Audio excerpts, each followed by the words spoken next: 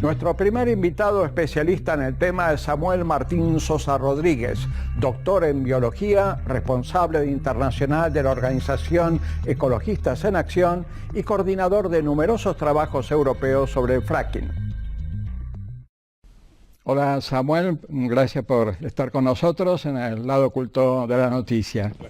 Quisiera que nos aclares un poco cuál es la verdad sobre esas afirmaciones que está haciendo el gobierno de Estados Unidos y las empresas que están utilizando la técnica de la fractura hidráulica acerca de las grandes garantías que supuestamente esto tiene para el medio ambiente, para la vida animal, para la vida humana.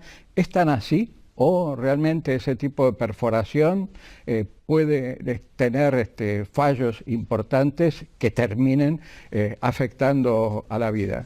No, eso no es así. De hecho, se están produciendo casos claros de contaminación del agua, gente que ve cómo se contamina el agua de los pozos de agua de los que se abastece, de los que bebe el ganado también, gente que está viendo no solo enfermar, sino morir su ganado, gente que están notando síntomas que muchas veces son síntomas por la contaminación atmosférica, que proviene pues de las emisiones de compuestos orgánicos volátiles que se evaporan de estas zonas de actuación, y claro, esto digamos que la industria siempre lo ha negado. En el pasado decía no es cierto que nuestra actividad produzca impactos, pero realmente la base científica está digamos dando información contraria, ¿no? Es cierto que antes no había mucha evidencia, pero ahora mismo esto ya no es así. En 2009 había 6 estudios que relacionaban el fracking con los impactos, con la contaminación del agua, con la contaminación del aire, con efectos sobre la salud. Ahora mismo ya en solo 2015 se produjeron 226 estudios, es decir, a día de hoy hay más de 700 artículos revisados por pares que nos están diciendo claramente que el fracking tiene un impacto claro de contaminación sobre el agua, de contaminación sobre el aire y de efectos sobre la salud, ¿no? Efectos que van desde afecciones dérmicas, respiratorias, sangrado de nariz, hay gente que se le cae el pelo. Estos son, digamos, efectos agudos, pero luego también hay una serie de efectos crónicos que tendremos que esperar años para ver cuáles son, ¿no? De hecho hay estudios que están hablando de que la incidencia de cánceres y otras enfermedades de larga prevalencia pues crecerán en estas zonas.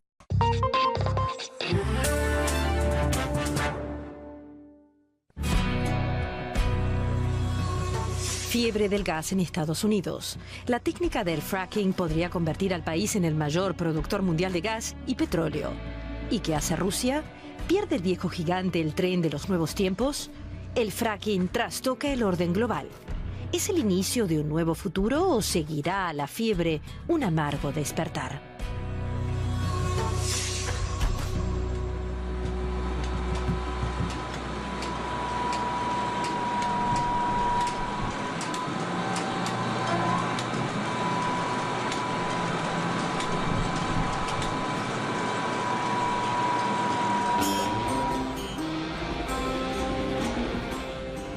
Aquí en las praderas de Dakota del Norte comienza el sueño estadounidense de convertirse en superpotencia energética. En el subsuelo de esquisto bituminoso, a miles de metros de profundidad, se encuentra la formación Bacon, una de las reservas más grandes de gas y petróleo de Estados Unidos. Considerado inexplotable durante largo tiempo, este yacimiento es hoy el detonante de un auge industrial sin parangón desde hace decenios.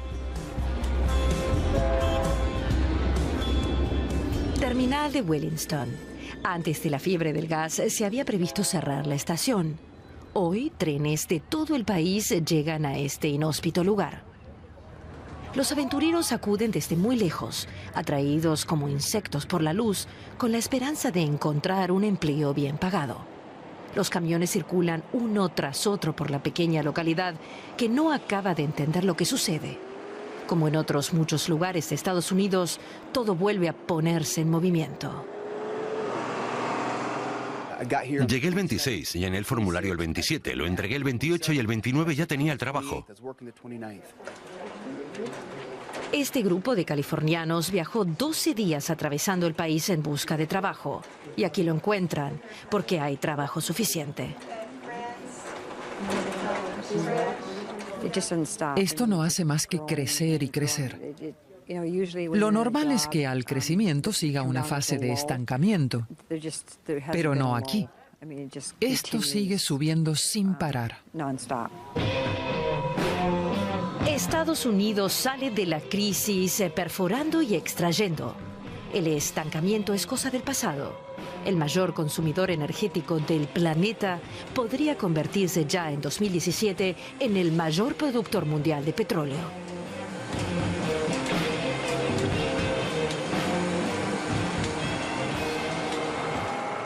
Las compañías petroleras han erigido enormes poblados de contenedores, fáciles de montar y desmontar cuando la caravana prosiga su camino. Solo en este habitan más de 1.000 trabajadores, muchos de ellos exmilitares, ex empleados de cadenas de comida rápida o del sector de la construcción. Los empleos que ofrece la extracción de petróleo son duros y los turnos largos, pero se pagan bien.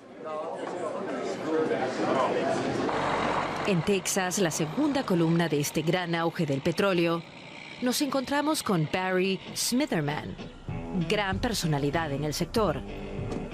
¿Es esto lo que querían ver ustedes? Nos pregunta quien decide los derechos de extracción en todo Texas. En el campo de extracción es recibido como una estrella. Las compañías petroleras no suelen permitir rodajes en sus terrenos. Los jefes desconfían. El negocio discurre discretamente, pero el éxito es tal que hasta los funcionarios más objetivos se entusiasman. Esto va a transformar el mundo. Es algo gigantesco. Con las reservas de petróleo de aquí y de otras zonas de Estados Unidos, dejaremos de depender de países que están contra nosotros. Es la realidad.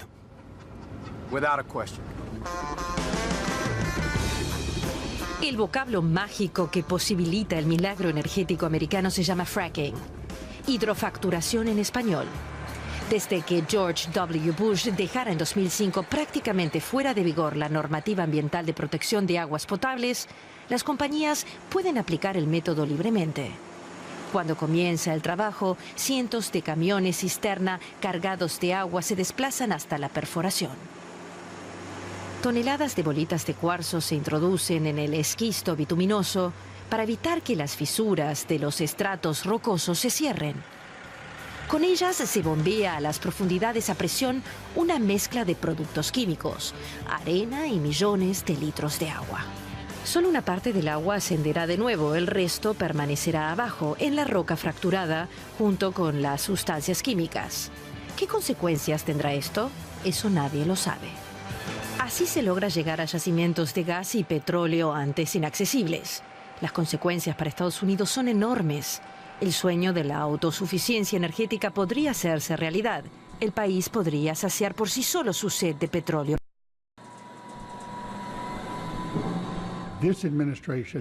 Ni el actual presidente y su gobierno, ni Clinton, Bush, Reagan o Nixon, admitieron jamás abiertamente que el motivo de nuestra presencia en el Medio Oriente sea el petróleo. Pero yo asistí a reuniones confidenciales y todo el mundo sabe que lo es. La autosuficiencia energética cambiaría radicalmente esta situación.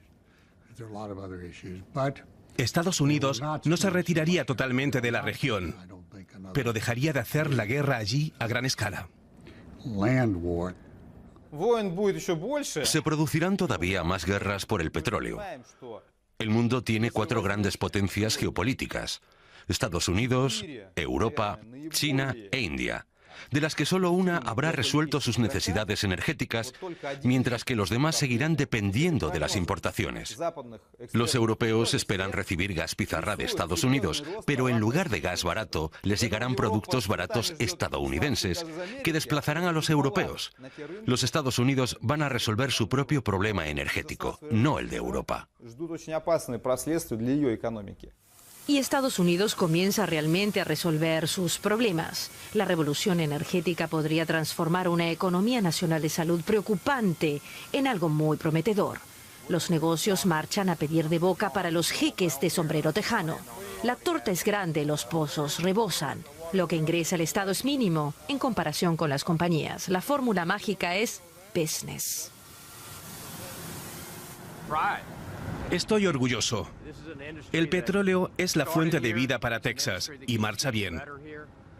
Se han creado miles de nuevos empleos bien remunerados y nuestro petróleo hará a Estados Unidos independiente de las fuentes de energía extranjeras. El petróleo es para Texas lo que el cine para California o las finanzas para Nueva York.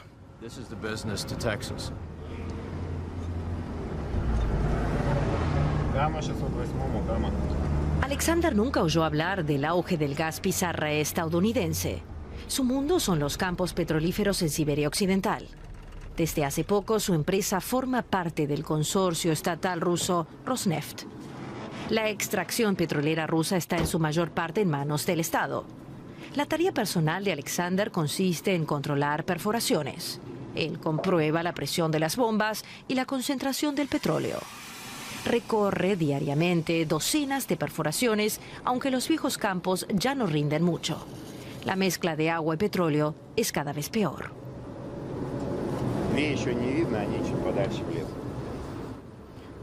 ¿Ven? Esta prueba es muy mala. Tiene un máximo del 5% de petróleo. El resto es agua. Las reservas petrolíferas siberianas son legendarias. Ya en los años 60 se hicieron aquí las primeras perforaciones, de las que brota hasta hoy oro negro. Pero muchos de los viejos yacimientos se encuentran agotados, lo que obliga a perforar siempre a más profundidad y con mayores costos. Alexander trabaja 2 jornadas intensivas de 12 horas cada una, seguidas por un descanso de 4 días. Nos comenta que casi todos aceptan aquí un segundo empleo y que él mismo trabaja para un servicio de suministro. Vive en la ciudad de Nizhnevartovsk, cuyos edificios prefabricados fueron construidos en la época soviética para alojar a los numerosos trabajadores del petróleo. La familia de Alexander ocupa una vivienda de 3 habitaciones. Están reformando su propia vivienda y los entrevistamos por eso en casa de los vecinos. Cuando acabemos, nuestra casa será como esta, nos dicen. Alexander gana al mes el equivalente a 1.000 euros.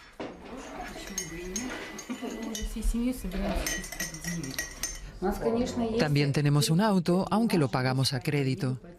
Pero la vivienda sí es nuestra. Somos clase media. Alexander siempre se ha declarado orgulloso de su profesión y aún hoy sigue diciendo: los trabajadores del petróleo garantizamos la riqueza de Rusia, pero no sabe cuánto durará todo, porque Rusia apenas aprovecha esa riqueza. Es lamentable que la Rusia moderna siga dependiendo de la extracción de materias primas. Otros países producen y a la vez desarrollan nuevas tecnologías, pero en el nuestro solo hablamos de ello. Poseemos gas y petróleo, y ahí nos quedamos. Solo sabemos extraer en lugar de fabricar nosotros mismos a partir de nuestras materias primas.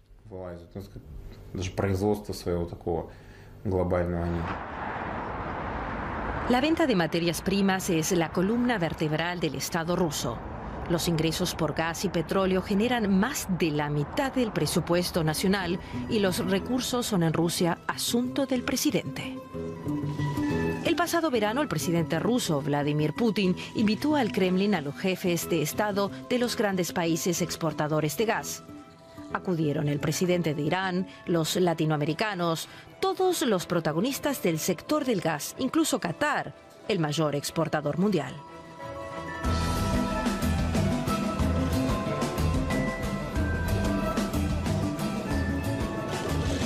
Aunque Estados Unidos no fue invitado, sí inspiró en parte la reunión. A diferencia de los países petroleros, los del gas apenas mantienen lazos estables entre sí. Y la idea de Putin es precisamente estrechar dichos lazos. Pero esa conferencia no puede compararse con la OPEC, el organismo que fija la extracción y los precios del petróleo. El volumen de gas producido en el planeta por países ausentes de la cumbre, por ejemplo, el gas estadounidense, es demasiado alto.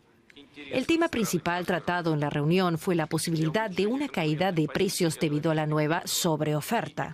La propuesta fue vincular el precio del gas al del petróleo para intentar mantenerlo elevado. Los planes de Estados Unidos de exportar pronto gas en grandes cantidades podría ser motivo de preocupación para algunos, pero no para Putin. Es posible que nuestros socios estadounidenses hayan alcanzado un cierto nivel de extracción, Pero en primer lugar, el crecimiento en gas pizarra retrocede mucho y nadie sabe cómo evolucionará. En segundo lugar, la extracción del gas pizarra es 5 veces más costosa que la convencional. Tercero, Rusia también tiene grandes posibilidades de extraer gas pizarra, así como gas convencional. Nuestro país posee las mayores reservas del mundo. Ustedes lo saben. Tenemos trillones.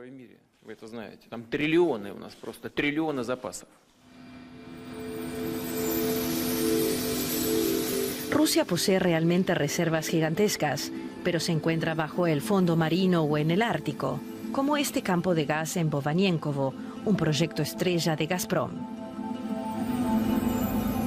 Para extraer gas o petróleo, es necesario subir cada vez más hacia el norte y hacer perforaciones cada vez más costosas, como esta, de 2 kilómetros de profundidad.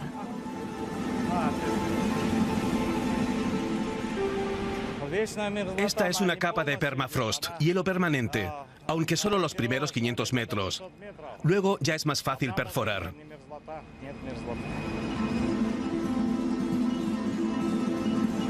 Gazprom invirtió en este proyecto miles de millones pensando en su mejor cliente, Europa, que en teoría seguirá comprando a largo plazo gas ruso.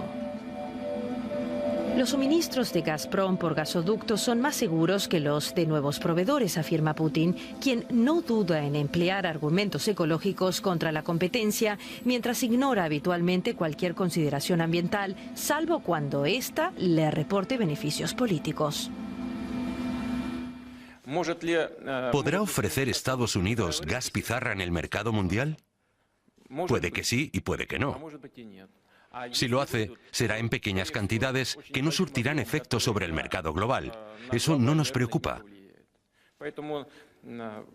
Lo que sí nos preocupa son las consecuencias ambientales, porque el método de extracción del gas pizarra es un método bárbaro. El impacto ambiental del fracking también genera polémica en Estados Unidos. DeMock, en el estado de Pensilvania, es el ejemplo más siniestro.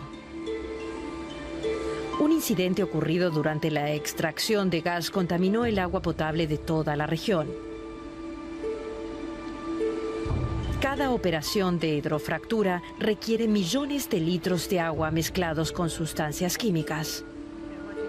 Vengan a ver lo que hacen a las sombras de la noche, nos dijeron Ray Hamble y los ecologistas que protestan contra las compañías de gas. Efectivamente, cientos de camiones acuden para la hidrofracturación, casi siempre de noche, cerca de zonas habitadas. La desconfianza impera entre ambos bandos, que juegan prácticamente al escondite entre sí. Los espectadores indeseados no son bien recibidos. Yo antes trabajé aquí conduciendo camiones. Conozco bien las perforaciones y lo que hacen aquí es muy peligroso. Incluso la arena se vuelve tóxica tras el fracking. No se debe respirar porque te destroza los pulmones. Prefiero seguir fumando durante 100 años a respirar eso. Ray no cesa de criticar el lado oscuro del fracking y eso lo hace impopular en el vecindario, para el que es un marginado con el que nadie desea hablar. Tras el incidente, la mayoría de los residentes recibieron una elevada indemnización, nos explica, pero a cambio de firmar una cláusula por la que se comprometen a no hacer declaraciones en público sobre el tema. La mayoría de los pobladores ha negociado con la compañía para intentar obtener su parte de los beneficios en lugar de enfrentarse a la poderosa Cabot Oil. Si nadie habla del tema, el problema no existe. Esa es la estrategia de la compañía. Nadie habla con la prensa para denunciar la terrible situación en la que realmente estamos. Rice se negó a firmar la cláusula de silencio y sus vecinos desde entonces lo saludan de esta manera. Me levantan el dedo del medio, me enseñan el número 1, pero yo ya sé que soy el número 1. No tienen por qué esforzarse. Que Ray es contrario al fracking se aprecia claramente en su parcela, tapizada de carteles de protesta contra el expolio del agua. Su veranda parece un bastión y tiene el enemigo al lado. En el jardín del vecino se realizan hidrofracturas. Quien posee un terreno en Estados Unidos puede adquirir derechos sobre todo yacimiento, a diferencia de Europa, donde el propietario de una casa no puede explotar el subsuelo. Aquí todos se benefician del nuevo maná, aunque según Ray, el precio que pagan por ello es muy elevado.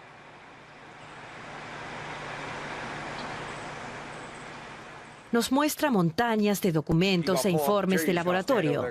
Desde que en Timok se extrae gas pizarra, muchas fuentes de agua son tóxicas.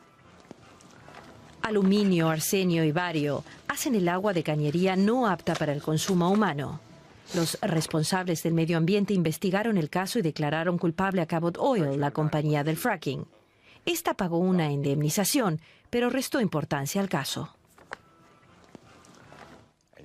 Cuando los de la compañía de gas vinieron a casa, les ofrecí un vaso grande de agua y les dije, beban eso. Y ellos respondieron, no pensamos beberla. ¿Por qué? Si dicen que el agua está bien. No la vamos a tocar. Tiene sustancias tóxicas. No vamos a beberla. Tampoco Ray la bebe. Desde hace 4 años compra el agua potable por paletas enteras que almacena en su sótano. Por si fuera poco, incluso tiene que procurarse el agua para bañarse y fregar. DIMOC muestra a pequeña escala los peligros del fracking.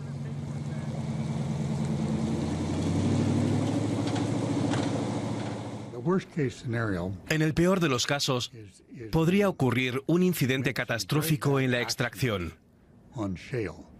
Si nos pasa en los estratos de esquisto bituminoso algo similar a lo de Fukushima con la energía nuclear, se acabó la fiesta. Y es muy probable que pase porque se usa una enorme fuerza hidráulica y sustancias químicas muy peligrosas.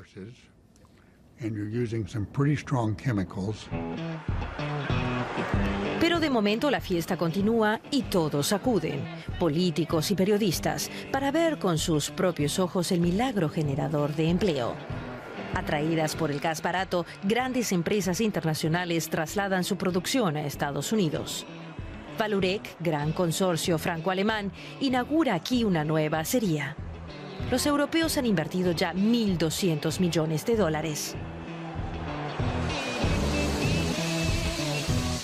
Estamos en Youngstown, Ohio. La inversión es fuerte, la fábrica contratará a 400 trabajadores y 4.000 puestos surgirán en toda la región. No solo florece la actividad del fracking, la energía barata ofrece además una ventaja competitiva que permite a Estados Unidos resistir la presión de los países de bajos salarios.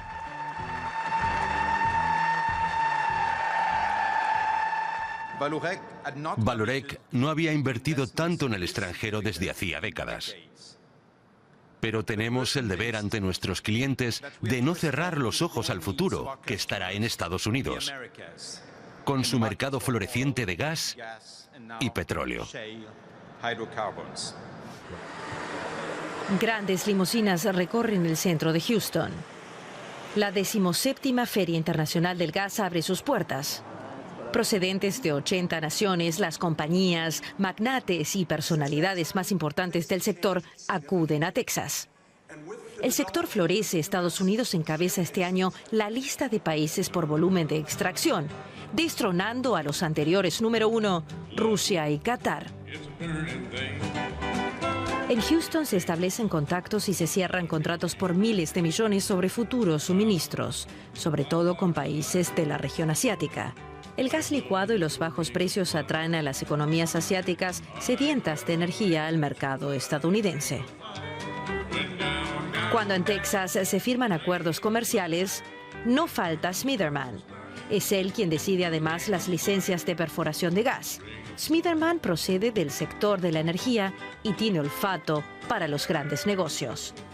No es extraño que no se asuste ante precios de botas vaqueras que superan los $5.000. Estados Unidos comenzará a exportar en 2015 a escala mundial. Las reservas son enormes y se planean grandes proyectos. El resto del mundo ya opera desde hace mucho en el sector del gas licuado. Los exportadores tradicionales suministran globalmente grandes cantidades. Nosotros seremos quizás los nuevos y recién llegados, pero con nuestras enormes reservas bien pronto jugaremos un papel esencial.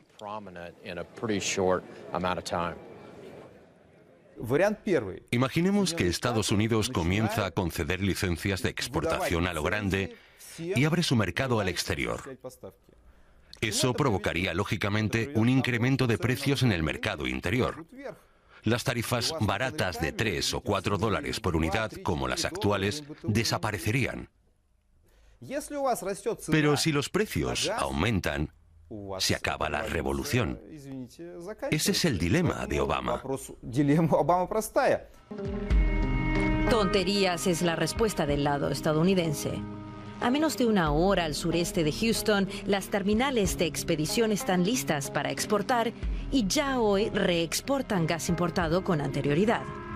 Las costosas instalaciones se erigieron cuando Estados Unidos aún dependía de las importaciones y ahora se han reconvertido. A su lado surgirán nuevas terminales para la exportación. Mantener bajo el precio nacional del gas y obtener a la vez grandes beneficios de la exportación no son incompatibles, o al menos así lo afirma un nuevo estudio encargado por el gobierno.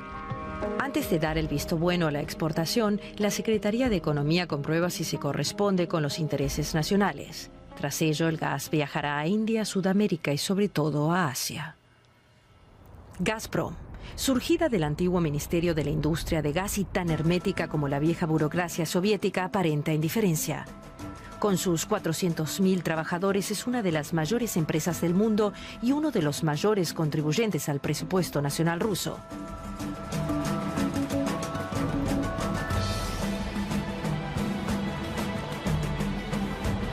Si Gazprom va bien, Rusia va bien, se dice en el país. Y de hecho todo ha ido bien durante mucho tiempo, sobre todo gracias a los contratos de suministro a largo plazo con Europa. Una banca segura para este consorcio. Pero las exportaciones a Europa retroceden. Gazprom ha tenido que aceptar bajadas de precios y ahora Estados Unidos irrumpe en el mercado.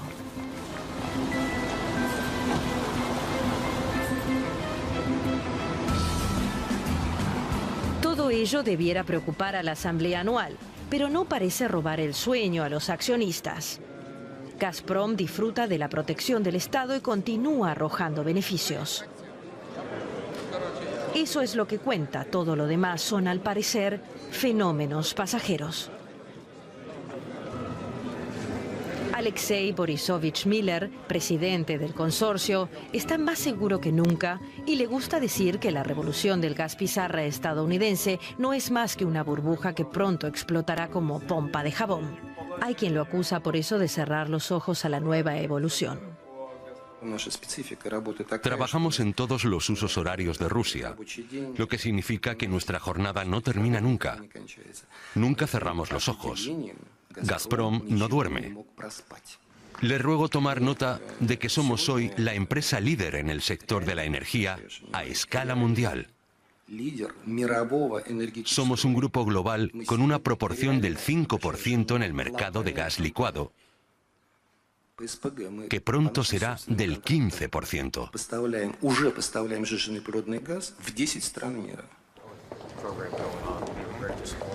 Regresamos a Texas. Aquí las declaraciones de ese cariz no impresionan. Smitherman sabe que la demanda de licencias para obtener gas por fracking no cesa de aumentar. Ante un mapamundi en el que significativamente sigue existiendo la Unión Soviética, el poderoso funcionario explica que el futuro pertenece a Estados Unidos. Y un aliento a guerra fría flota en el aire cuando habla de la competencia con Rusia. Nuestras reservas energéticas lo cambiarán todo.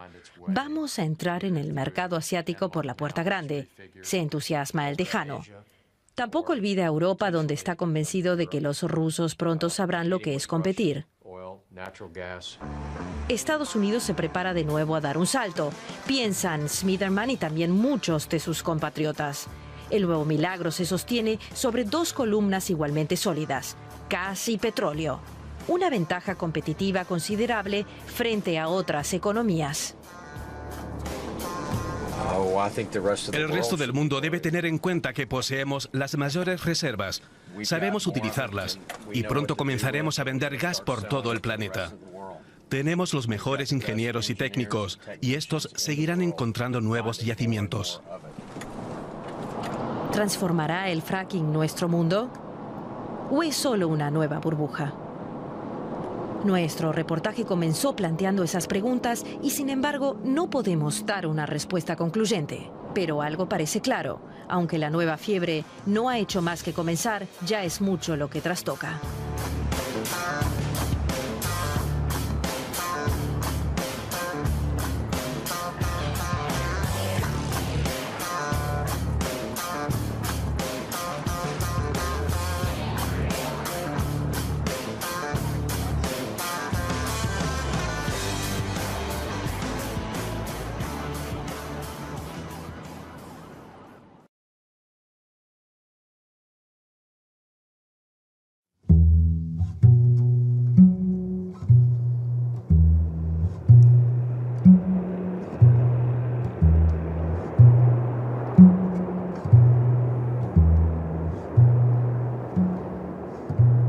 La civilización del petróleo ha comenzado su ocaso.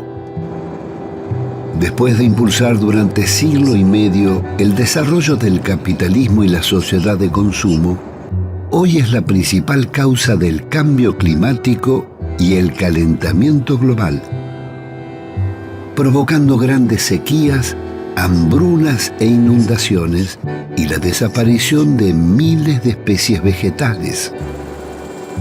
El agotamiento del petróleo y la búsqueda de nuevos yacimientos están impulsando guerras devastadoras y nuevas formas de colonialismo que acechan las reservas argentinas con técnicas de extracción más contaminantes y peligrosas que las convencionales y que denominan fracking.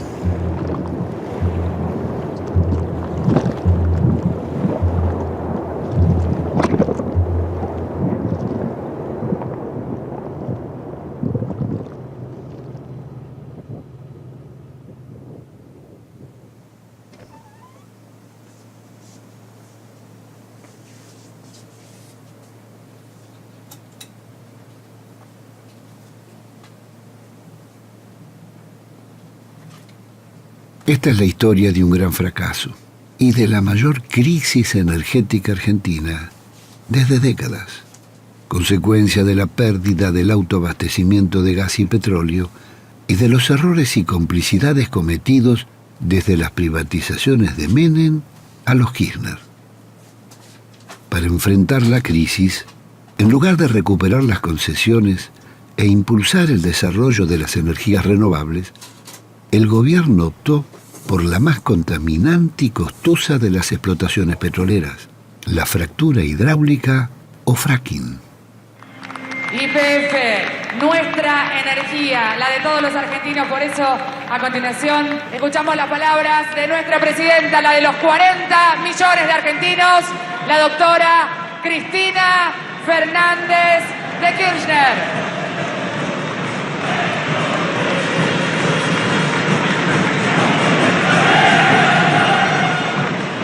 Esta fuerte inversión que está haciendo nuestra YPF, estamos explorando gas no convencional, combustible no convencional,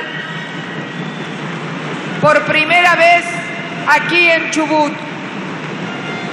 Tenemos la tercera reserva de gas no convencional, pero yo estoy segura, además, queremos ir por todo, por el convencional y por el no convencional, con toda la fuerza.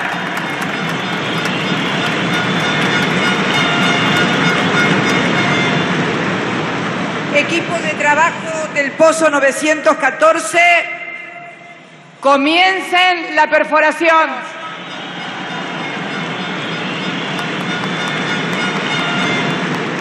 Los anuncios de Cristina nos dejaron perplejos. ¿Cómo podía elegir el método del fracking, habiendo en el país cuencas de hidrocarburos que todavía no han sido debidamente exploradas? Se llama fracking y es una técnica que está revolucionando la explotación de gas natural en Estados Unidos. Permite explotar yacimientos hasta ahora inaccesibles. El problema es que la técnica contamina los acuíferos cercanos. Básicamente consiste en taladrar en la superficie terrestre un agujero de 4.000 metros, luego en horizontal hacer otro tanto y eso volarlo con explosivos. Una vez se ha hecho eso, se mete a 5.000 atmósferas de presión, una presión tremenda, una mezcla de agua, arena y un cóctel de 600 productos químicos altamente tóxicos. Eso hace aflorar el gas natural que está en pequeñas burbujas metido en el esquisto, en el mineral de pizarra y que no podría ser extraído de otra forma. El metano, ese gas natural, se ha filtrado a través de las grietas, de las fallas artificiales, hasta los acuíferos de los que se alimentan los pozos, los embalses, los lagos, los ríos. Pero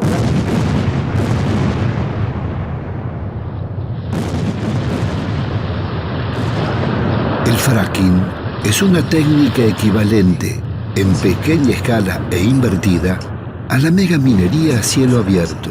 Las explosiones se realizan en el subsuelo y tarde o temprano las napas de agua terminan contaminadas. ¿Por qué decías que esto es la guerra del fracking, que parece exagerado? ¿Por qué? Porque es un capítulo de la gran guerra del petróleo mundial. La decisión de hacer fracking en Estados Unidos detiene la ampliación de sus invasiones a otros pueblos. Ah, muy bueno. ¿Dónde? Es decir, y por ejemplo, Afganistán, por ejemplo, Irak, posiblemente Nigeria y la guerra del Darfur.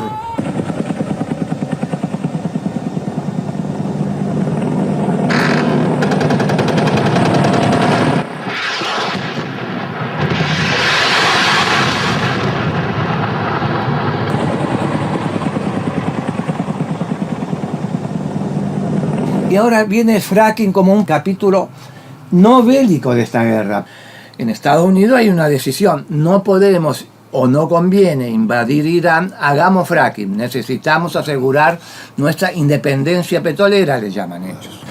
Tenemos que recordar que en la matriz de consumo energética mundial, más del 80% es el petróleo, gas y carbón, y más de la mitad es el petróleo.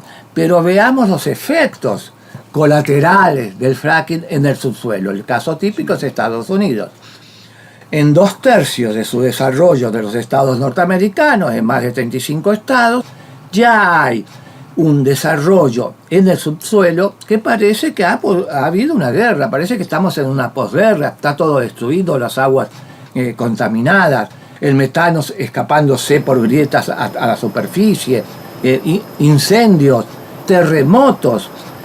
En el mes de julio hizo un pozo gigante y una población de 285 habitantes tuvo que disparar.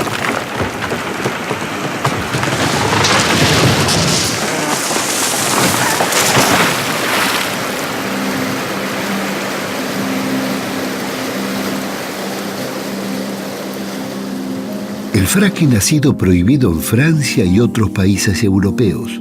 En Estados Unidos está produciendo uno de los mayores desastres ambientales de su historia. Cientos de artistas, intelectuales y científicos se están pronunciando contra él.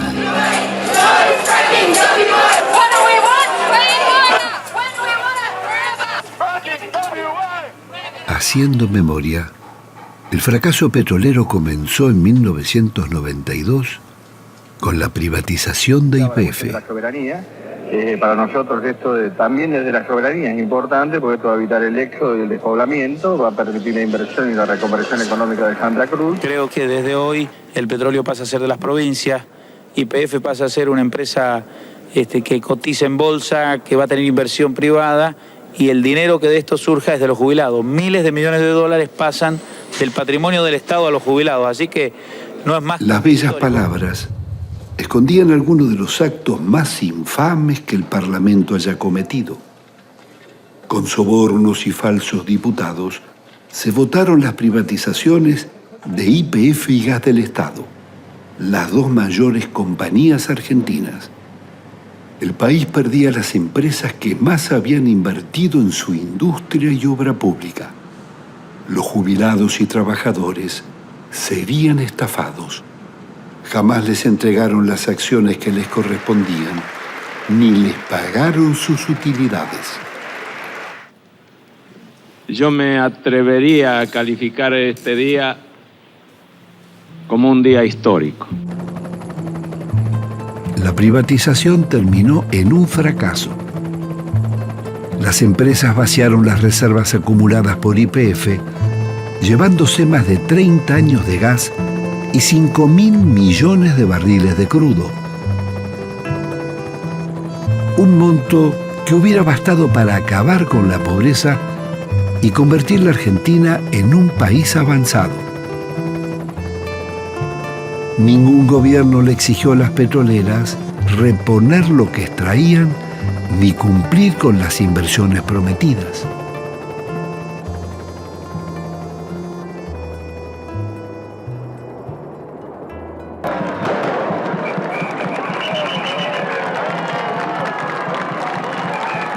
La política energética de Néstor Kirchner fue una permanente improvisación. Con un crecimiento anual del 7 al 8%, su gobierno hizo muy poco para reponer energía y prever la creciente demanda. Todos los veranos se sufrieron grandes apagones y cortes de luz y restricciones para el comercio y la industria.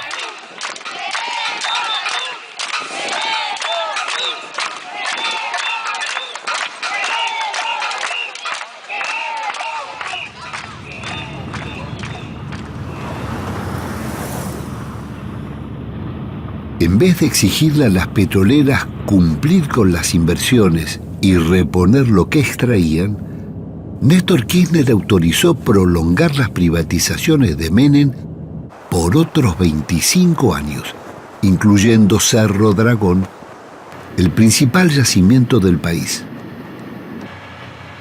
La política kirchnerista fue tan irresponsable que le permitió a Repsol girar al extranjero el 95% de las ganancias de YPF a cambio de comprar la cuarta parte de la empresa. YPF terminó vaciada. ¿Qué tal, Víctor? ¿Qué tal? ¿Cómo estás? Muy bien. Muchas gracias.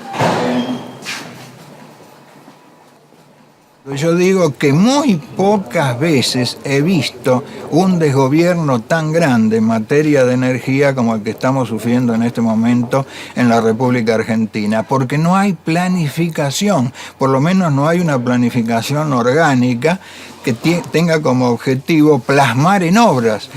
Acá lo que nosotros estamos haciendo es ir detrás de las cosas, es decir, se está conduciendo de una manera espasmódica el sector energético, están haciendo obras, digamos casi, yo diría cuando no hay otra alternativa, pero para hacer una obra energética, si mientras yo exploro y produzco, pueden pasar 5 o 8 años, mientras yo pongo la primera piedra para hacer una central hidroeléctrica, pueden pasar también 7 años o 8 años, y lo mismo para una central nuclear. Me queda entonces como recurso lo más rápido, que son las centrales térmicas, que me están consumiendo gas o me están consumiendo gasoil que tenemos que importar. Y esa es otra barbaridad de la falta de planificación. ¿Quién es el responsable? Y bueno, el responsable para mí es el ministro de Planeamiento. Debido, que es el que maneja de alguna manera el sector energético. Julio Debido llegó desde Santa Cruz al Gabinete Nacional, como Ricardo Jaime, de la mano de Néstor Kirchner. Desde entonces, sigue siendo el responsable del Ministerio de Planificación, del que dependían la Secretaría de Energía, la de Transporte y la de Minería. La obra pública y los sectores estratégicos quedaron bajo su órbita. Frente a la crisis energética, Cristina Kirchner decidió expropiar solo el 51% de YPF, equivalente al 16% del mercado. Y el modelo además que hemos elegido no es un modelo de estatización, que quede claro, porque seguimos conservando la forma de sociedad anónima. Es difícil aceptar que quien va a reestructurar o llevar a buen puerto esto es el ministro responsable de planificación que piloteó 8 años de desastre y vaciamiento energético en la Argentina. Entonces lamento también que creo que no se van a aceptar modificaciones al articulado, pero acá hay un límite, ¿eh? El límite es que todavía no conocemos cuál es la política energética que va a desarrollar el gobierno nacional. Se declara de utilidad pública y sujeto a expropiación el 51% del patrimonio de YPF, Sociedad Anónima. Tiempo.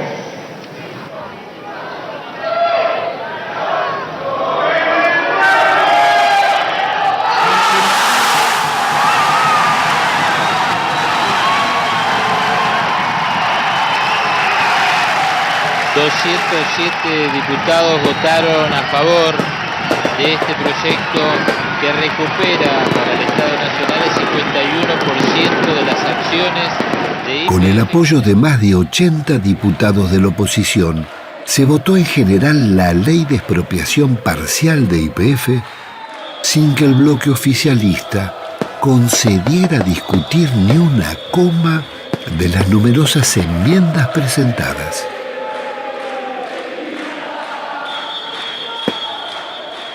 La fiesta y las bengalas duraron poco. La producción de YPF continuó bajando.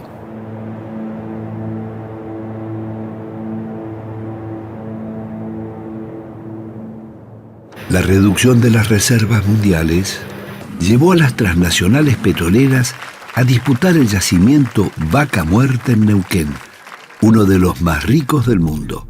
El gobierno decidió asociarse con Chevron, ex Standard Oil de los Rockefeller. Era como hacer una concesión a vida con el mismo diablo o con el Departamento de Estado americano. El argentino Miguel Galuccio, gerente en Londres de Schlumberger, especialista mundial en fracking, sería el nuevo presidente de YPF.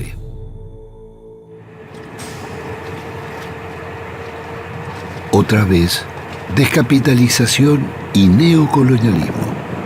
El gas y el petróleo se irían por el mar en lugar de preservarlo para las generaciones futuras.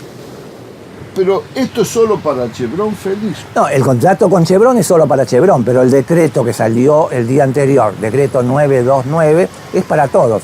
Entonces, las empresas multinacionales ya vienen pidiendo, denme los mismos beneficios que les dio a Chevron. ¿Qué ponen de dinero? Promesas de inversión. ¿Solo promesas de inversión? Solo promesas de inversión. Acudimos a los tribunales con Fernanda Reyes y Alejandro Olmos para presentar un recurso de amparo por la inconstitucionalidad del acuerdo. Este contrato, por la importancia que tiene, debió haberlo tratado el Congreso de la Nación. Nadie en la Argentina conoce el contrato entero firmado con Chevron. Ni la legislatura de Neuquén, donde está el yacimiento Vaca Muerta, ha podido obtener el contrato entero, ha leído solo una síntesis.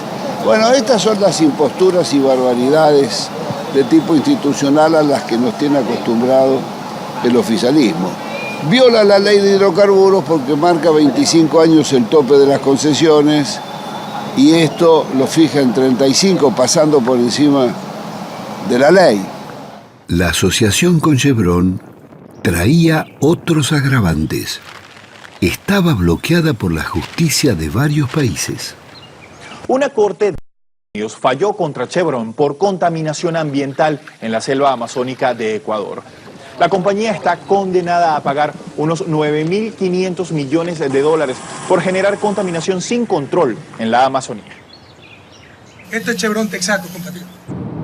En Argentina, a pesar de los fallos del juez y de la Cámara de Apelaciones, dando lugar al embargo de 19.000 millones de dólares solicitado por la justicia ecuatoriana, la Corte Suprema lo revocó, contrariando nuestra tradición jurídica.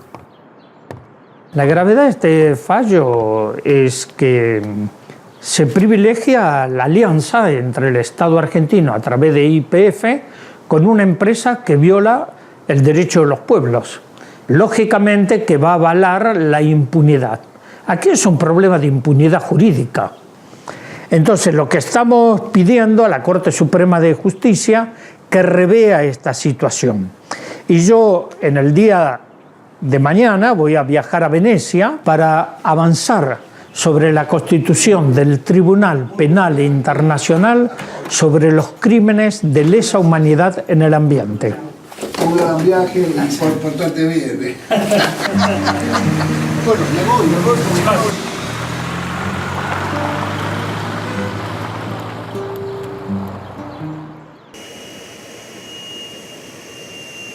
Viajamos a Neuquén con Félix Herrero y Maristela Bamba para conocer los yacimientos donde se están instalando estos pozos.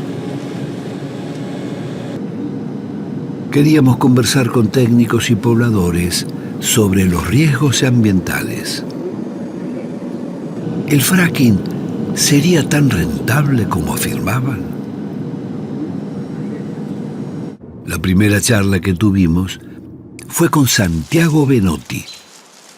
Se sabe que el recurso está ahí y es grande. Digamos, puede ser que en este momento con los parámetros que hay, los geofísicos, geólogos, ingenieros, especialistas en análisis de proyectos, en general te van a decir que este negocio no cierra, pero no cierra con los parámetros de hoy y con los que nosotros conocemos. Nosotros no sabemos los acuerdos que se están haciendo, los beneficios, los subsidios, los acueductos, la provisión de agua, la de arena, no sabemos, pero sí ellos se están posicionando territorialmente. Nosotros estamos perdiendo, digamos, la oportunidad de hacerlo nosotros. Digamos, no es lo mismo los precios de las empresas que los costos propios. Esa es la diferencia. La pregunta es, ¿por qué estas empresas pueden imponer una nueva técnica de explotación de fracking siendo tan dañina? Clinton dijo que era prioritario la seguridad energética, porque es riqueza y es poder. Entonces ellos se posicionan, digamos, y les sale caro, pero, no importa, pero el se Estado posiciona. paga. Claro. Y bueno. Muy bien. Hay subvenciones ocultas. Si yo proveo el agua absolutamente gratis de parte del Estado y a las empresas no les cuesta nada, hay un subsidio. Si yo creo sistemas de precios diferenciados, donde suben los precios del crudo y del gas natural, estoy favoreciendo a las empresas. Si yo para la exportación elimino... Félix tenía razón. El fracking nacía subsidiado. Al firmarse el preacuerdo con Chevron, el gobierno aumentó en $30 el precio del barril de petróleo.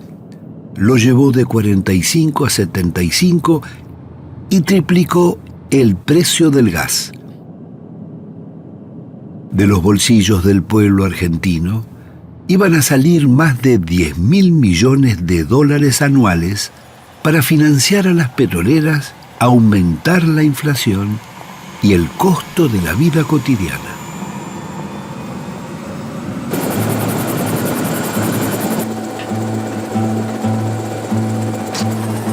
Estábamos volando hacia la región de Vaca Muerta, una de las grandes cuencas de gas no convencional del país, que atraviesa de sur a norte la provincia de Neuquén. Su potencial económico es de varias veces nuestro PBI, pero su rentabilidad aún no está probada. Las picadas y caminos de las petroleras, uniendo cientos de pozos, dibujaban una cuadrícula en el desierto y se perdían hacia el horizonte. Y los clústeres son una cantidad de equipos perforando al mismo tiempo. Eso es lo que está arreglando YPF con Chevron, con Exxon, no sé, con Apache, con Pan American, con los ingleses, ¿no es cierto? Perforar un pozo en Argentina cuesta por lo menos 4 veces más que en Estados Unidos.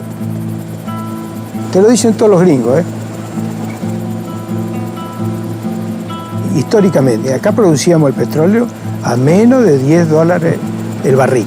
Con los no convencionales vamos seguro al precio internacional, 98, 100 o lo que sea, digamos. Todo eso encarece la industria nacional, encarece la energía, encarece los hogares, la industria se hace menos competitiva, la población se hace más pobre, ¿eh? La formación Vaca Muerta es una cantidad de roca, un espesor de roca que se ha formado en un ambiente marino. Y eso con la temperatura y la presión de la sobrecarga de los otros sedimentos que se depositaron arriba una vez que se retiró el mar, eso produce una temperatura y una presión que genera el petróleo, digamos. Llegamos a la zona de Altos de Agrelo, al norte del yacimiento Loma La Lata, para visitar el campamento de la empresa provincial neuquina, que está perforando su primer pozo con fracking.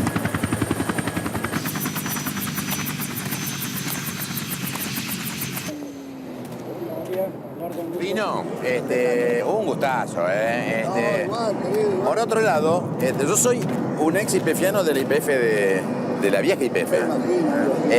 Y estoy jubilado pero no retirado. Con 20 años de campo, me pasé en el campo. La nueva quimera del oro negro es empujada por las contratistas americanas de servicios como Halliburton y un ejército de contratistas locales, empresas de transportes e insumos. El jefe del destacamento nos recibió amablemente con mate y tortas fritas y un informe técnico sobre la formación Vaca Muerta. Bueno, estas son muestras de la formación Vaca Muerta.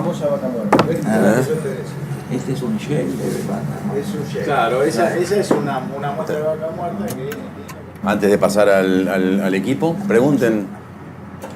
Por lo menos decime tu opinión sobre la rentabilidad de la explotación de los no convencionales. No tenemos claro cuánto es el subsidio que tienen en Estados Unidos las empresas para producir el no convencional, porque si allá está en discusión la rentabilidad, ¿viste? Y nosotros tenemos costos aún superiores, ¿cómo hacemos para cerrar este negocio? Pues está muy bien la pregunta, está perfecto. La respuesta la podemos referir o referenciar a allá, a Estados Unidos, o a acá. En Estados Unidos les ha pasado de todo. Y yo te digo, hidrocarburos, petróleo y gas, en Argentina está en evaluación aún. No, seguro. Esto está en evaluación todavía, eso no está bien determinado. En Estados Unidos sí, ya tienen 15 a 20 años. Sí, totalmente. ¿Por cuánto tiempo se van a contaminar esas napas de agua? ¿Cuál es el tiempo? Sin agua y sin parar o llegar a disminuir sensiblemente el calentamiento global y la emanación de gases de efecto invernadero, estamos recagados. Pensando en las generaciones futuras.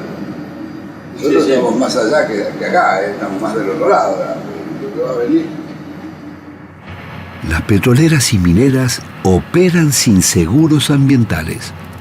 Las leyes del ambiente son letra muerta por la complicidad de las provincias con las empresas. Estamos ante estragos y delitos ambientales mientras se impone la ley del negocio. No podemos hacerle caso a aquellos agoreros del subdesarrollo, a los agoreros que pretenden el pesimismo y que pretenden sumirnos en la miseria. Neuquén tiene en las tecnologías no convencionales su futuro y el futuro de sus hijos. Las bellas palabras del gobernador omitía decir que los pozos petroleros, tarde o temprano, tienen pérdidas, roturas o accidentes. El fracking multiplica los riesgos.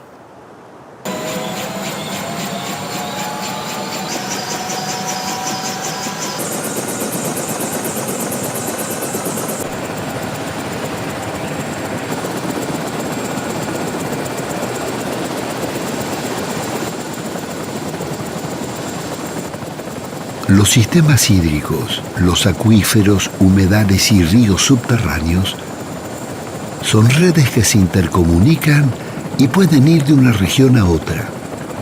Gran parte de las perforaciones de fracking se están haciendo en la región que circunda el lago Marimenuco, a 50 kilómetros de la ciudad de Neuquén.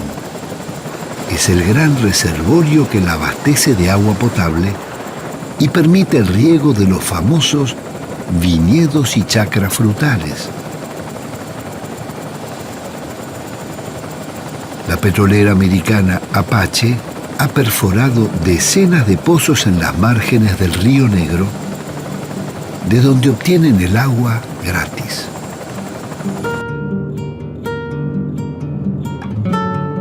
Llegamos a la ciudad de Allen, a 30 kilómetros de Neuquén. Es la capital nacional de la pera y la manzana, con cientos de pequeños fruticultores. Por ahí es bueno recordar que Allen es la localidad que tiene mayor cantidad de productores en todo el Alto Valle. Aproximadamente 300 productores y efectivamente hay sobre todo plantaciones de peras. Bueno, esta es una chacra de 20 hectáreas netamente de pera. Tiene 5 variedades, si no me equivoco. Sí, 5 variedades. Tiene William, Pacan, Danjou, Beau Rebos y una pera que se llama Winter Butler.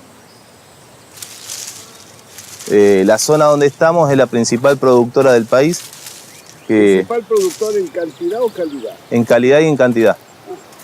Más que Italia. En pera sí. Tenemos otro tipo de clima y otro tipo de condiciones, ¿no? Somos Argentina el principal productor de pera y la pera Williams no tenemos competencia en el mundo. Desde el año 2000 que somos productores orgánicos también, aparte de hacer un sector en convencional. Y lo empezamos a hacer por una cuestión de tratar de dejar algo mejor hacia nuestros hijos, ¿no? Que son la generación que nos sigue. Entonces empezamos con la producción orgánica, la cual nos gusta mucho. Cada vez nos gusta más y uno aprende muchas cosas. En definitiva, cuando esto empezó era todo orgánico, ¿no? Porque convengamos que los chacareros abusan de los agroquímicos también, de manera muy salvaje.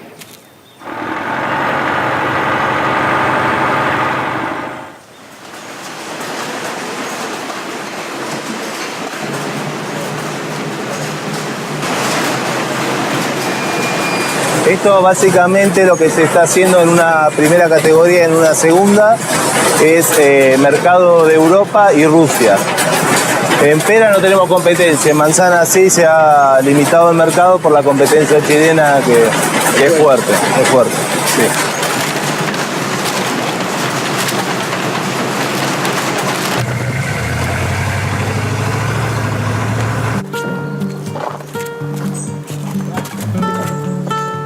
Qué lindo color de Malbón. Sí.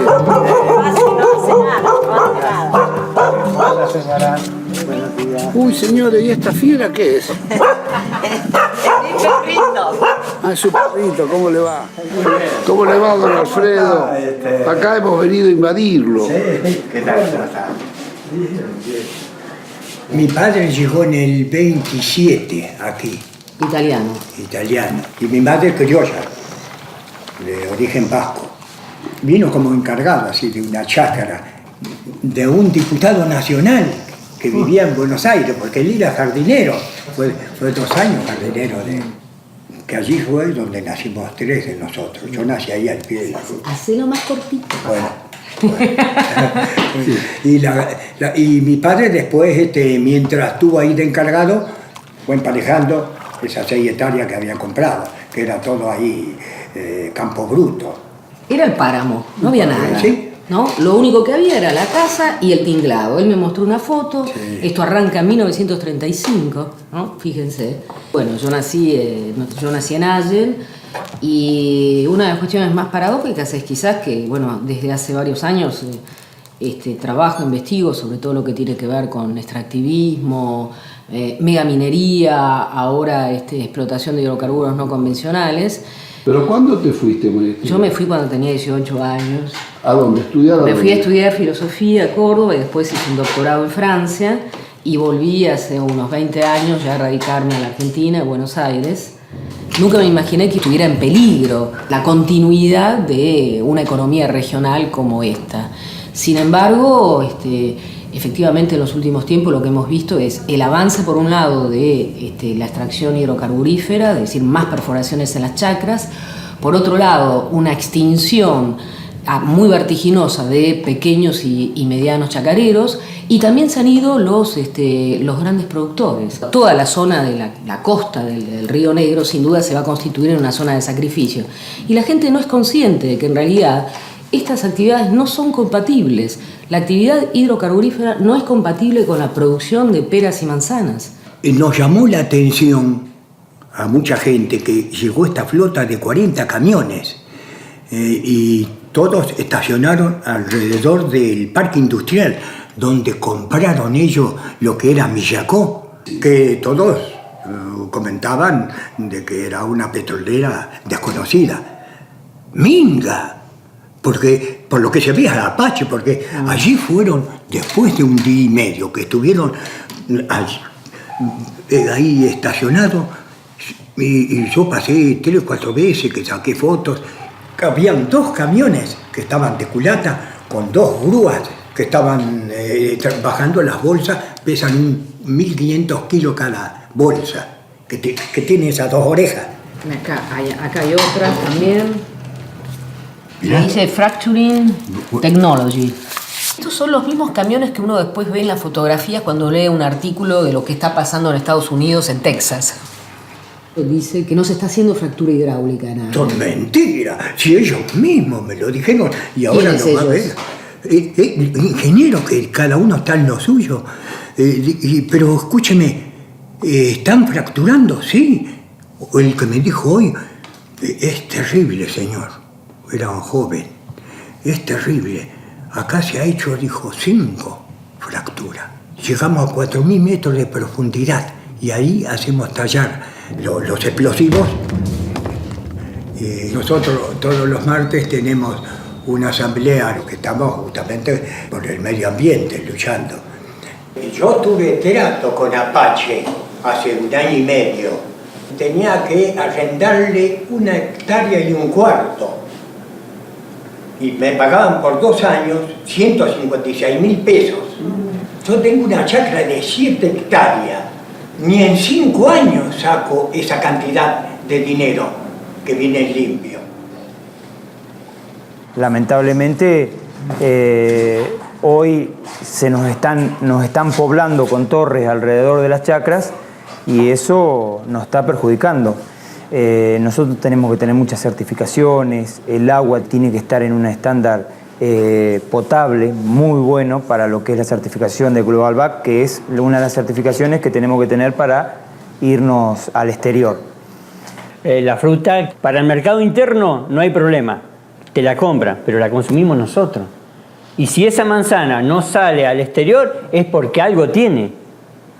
Entonces nos estamos envenenando nosotros mismos consumiendo la fruta del mercado interior.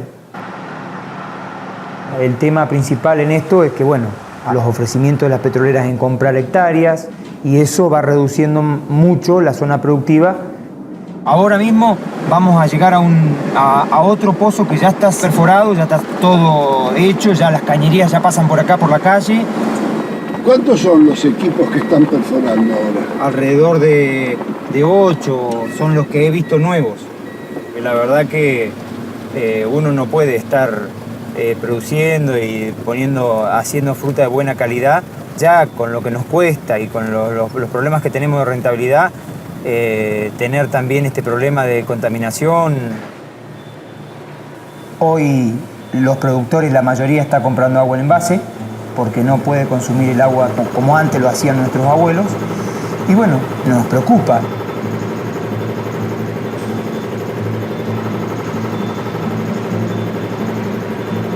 La imprevista visita puso en descubierto que la petrolera inyectaba, junto a los millones de litros de agua, toneladas de sustancias radioactivas y químicas que hasta hoy se han negado a declarar cuáles son.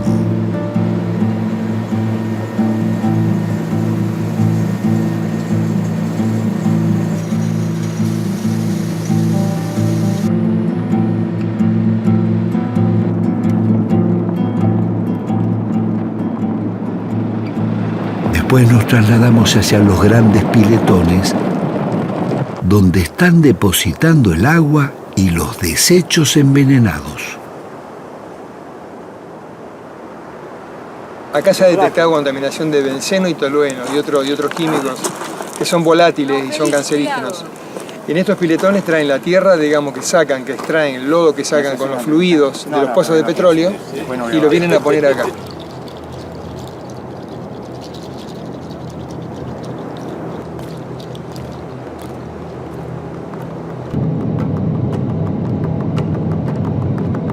Continuamos viaje hacia la comunidad mapuche de Jelaicó. En sus tierras, la petrolera Apache ha instalado el pozo anticlinal, el primero de fracking del país.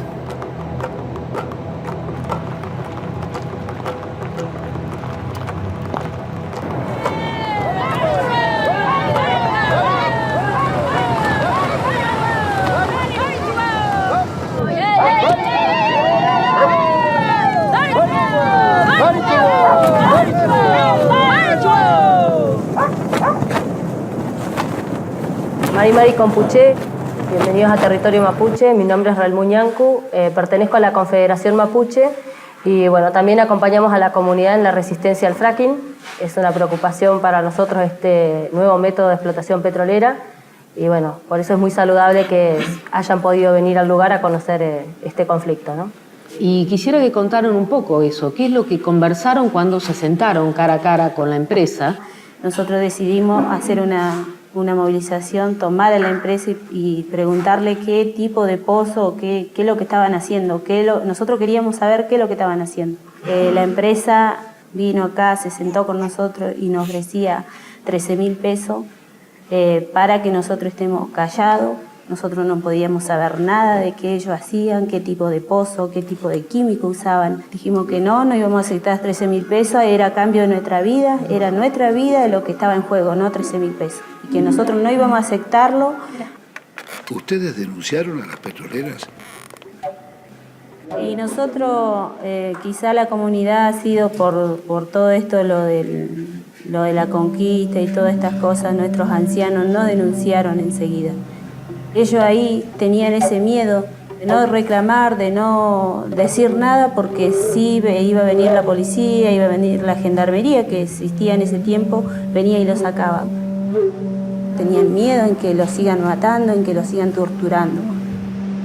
Y de ahí los sacaron hace más o menos 100 años atrás.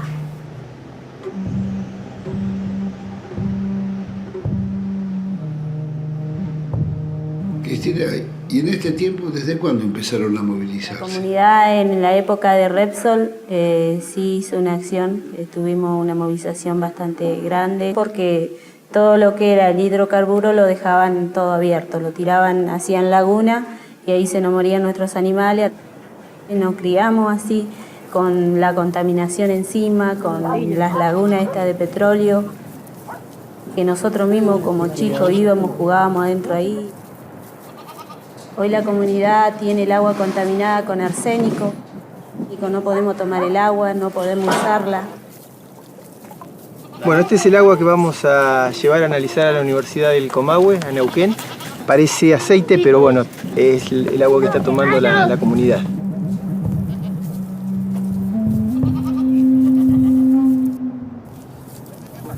¿Qué es lo que anda pasando con el rebaño, Villar? Y bueno, es que se hinchaba la cabeza, todo así, se le murieron algunas chivas.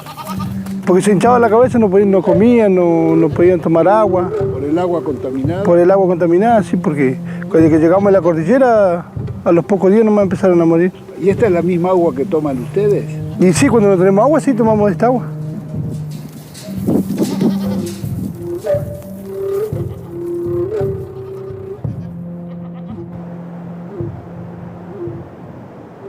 Incluso el gobierno provincial tiene sus propios negociados con la contaminación, porque la contaminación es un negocio para el gobierno provincial, porque los ministros de medio ambiente, de hidrocarburos, tienen sus propias empresas privadas para, una vez que se detecta la contaminación, los derrames, esas empresas son las que vienen supuestamente a sanear. Entonces la contaminación es un negocio para el gobierno provincial y es la empresa de Guillermo Coco. Claro, es la empresa de Guillermo Coco la que va a sanear. Y nosotros Guillermo Coco es el ministro de Energía, de Ambiente y Servicios Públicos de Neuquén, dueño de varias empresas ligadas a la explotación de hidrocarburos. El saneamiento se haga como corresponde, porque si ahora vamos a recorrer el campo, vamos a ver cuál es el saneamiento que propone la provincia. Vamos a ir con una pala y vamos a ver que está el petróleo ahí tirado.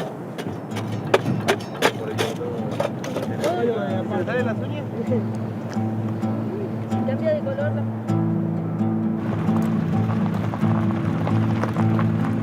Cuando ellos hacen los pozos, que bueno, a veces regan los caminos con el agua contaminada para que nosotros quedemos tranquilos, pero es el agua contaminada. Después, cuando hay problema con las cañerías, siempre hay derrame de hidrocarburos, de gas. Las cañerías estaban a la intemperie, al costado del camino y sin ninguna protección. Finalmente, llegamos al pozo anticlinal.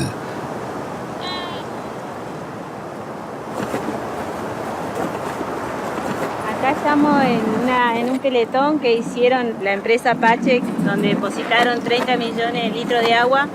Bueno, esto lo hicieron en el tiempo verano, cuando la comunidad estaba en la veranada. Ellos aprovecharon esos 3 meses para hacer este pozo no convencional hace 2 años. El agua lo traían del acuífero de Zapala. Y bueno, los pozos, como se ven, están allí. Allí hay uno, allá hay otro. Tenemos que caminar más para allá. No se veía torre de perforación ni despliegue de grandes equipos. El pozo de fracking, una vez que se pone en funcionamiento, queda reducido a este pequeño aparato computarizado que regula la extracción de gas. Estaba cercado y bajo el control de cámaras de video conectadas a los depósitos de la batería de Apache a pocos kilómetros del pozo. Un equipo de bombeo enviaba permanentemente el gas.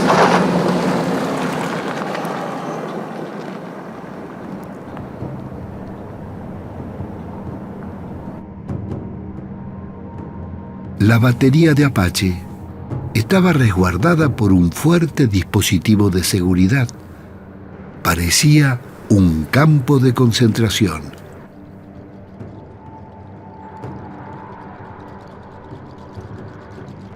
¿De quiénes querían defenderse?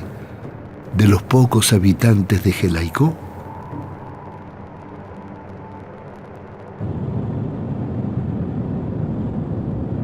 Seguimos hacia la casa de Relmú y Martín.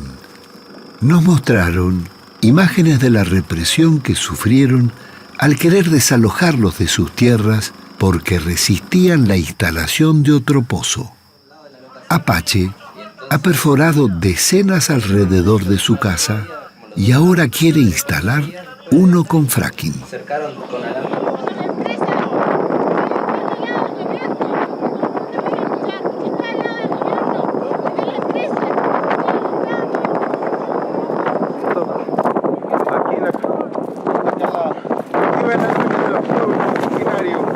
El 28 de diciembre de 2012, nosotros estábamos aquí en nuestra casa, de repente vimos que llegaba gente de la empresa, camiones, una topadora, varias camionetas. Se movilizó alrededor de 100 efectivos policiales, un camión de bomberos, una ambulancia. Cuando nosotros éramos, 10 personas acá,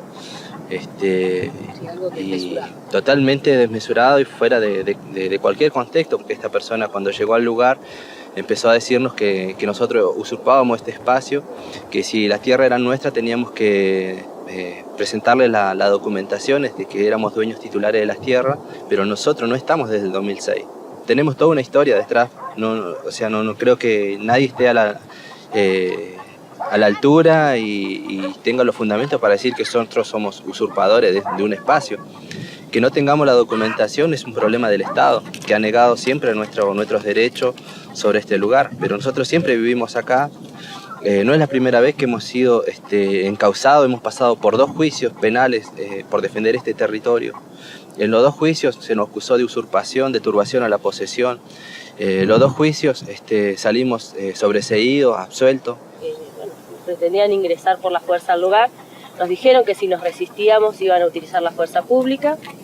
Y bueno, nosotros le dijimos que no iban a poder entrar, que nosotros estábamos con nuestros hijos, en ese momento nos tomaron de sorpresa, éramos pocos.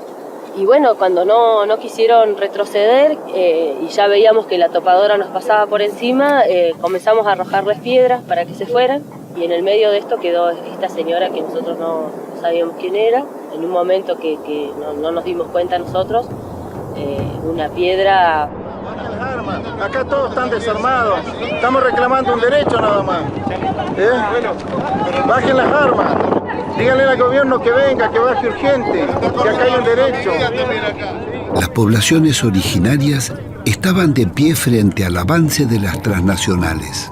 Meses atrás, en un referéndum realizado en la localidad neuquina de Loncopué, el 82% de sus 7.000 habitantes rechazó la instalación de una mega minera china a cielo abierto para extraer oro y cobre.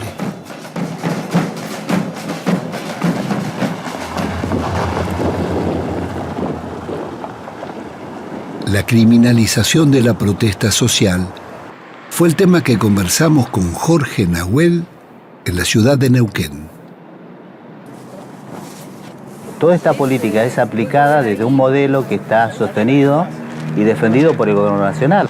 Por lo tanto, la complicidad entre el gobierno nacional y los gobiernos provinciales, como por ejemplo Infran en Formosa, o Gioja en San Juan, o Misiones, Jujuy, Chaco, Neuquén, son políticas absolutamente coordinadas y absolutamente acordadas. Entonces, el abuso de poder que hay contra las comunidades indígenas, contra sus territorios, es producto de una política absolutamente acordada entre nación y provincia. Este programa de explotación desde el fracking, desde la tecnología del fracking, es algo que no se va a detener si no es con mucha movilización popular, ¿no? Y en ese sentido, la respuesta que el Estado ha dado a los cuestionamientos que hacen las comunidades afectadas por esta tecnología ha sido judicializar, ha sido abrirle procesamiento, intentar desalojo violento, intentar condenas. Y por eso tenemos abiertas más de 50 causas penales y civiles. Y no es ajeno que se haya votado el año pasado la ley antiterrorista. Claro, la ley antiterrorista, por ejemplo, es toda una amenaza latente, que quizá en algunas regiones no, pero aquí en el sur es una herramienta que va a ser muy útil para detener toda la demanda y toda la movilización que se está generando en contra del fracking.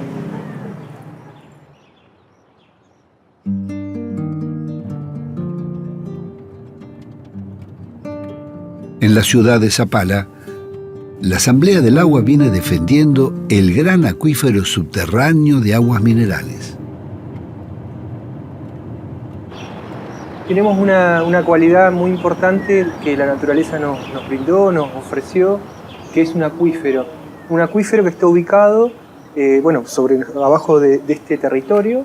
Y este es el acuífero que está siendo utilizado por las petroleras, sería utilizado por las mineras también. Claro, se vendieron 30 millones de litros de agua, estimamos nosotros, para el primer pozo de gas, de fracking, que está ahí en la comunidad de Gelaicó, en el campamento anticlinal. Nosotros presentamos un recurso de amparo, pero por la venta del agua, no por el fracking, ¿no? Y nos encontramos con que la justicia es cómplice de este saqueo del agua, de este saqueo del acuífero Zapala. No tiene en cuenta que de este acuífero vivimos los seres humanos, los vegetales, los animales. Por presentar el amparo, La jueza Ivonne San Martín les hizo pagar los costos judiciales a los defensores del agua, alegando malicia.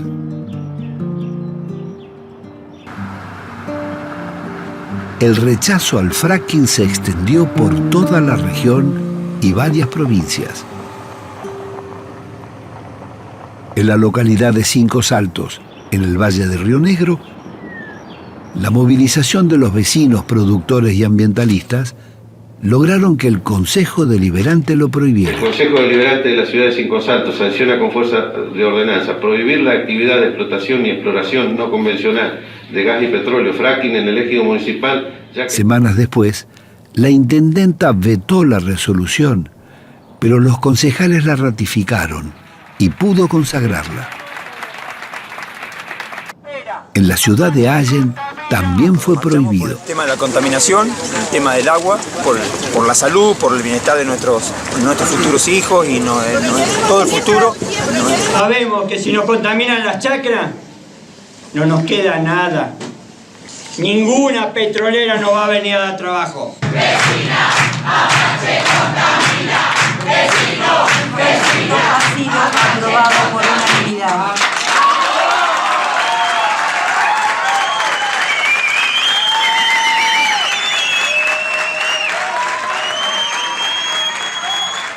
Y en la provincia de Entre Ríos, en 12 localidades fue prohibido.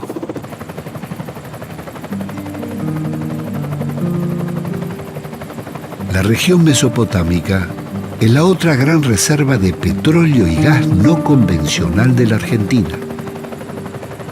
Se encuentra debajo del acuífero Guaraní. Su explotación, con la técnica del fracking, terminaría contaminando las aguas y ríos de la mayor cuenca hídrica del país.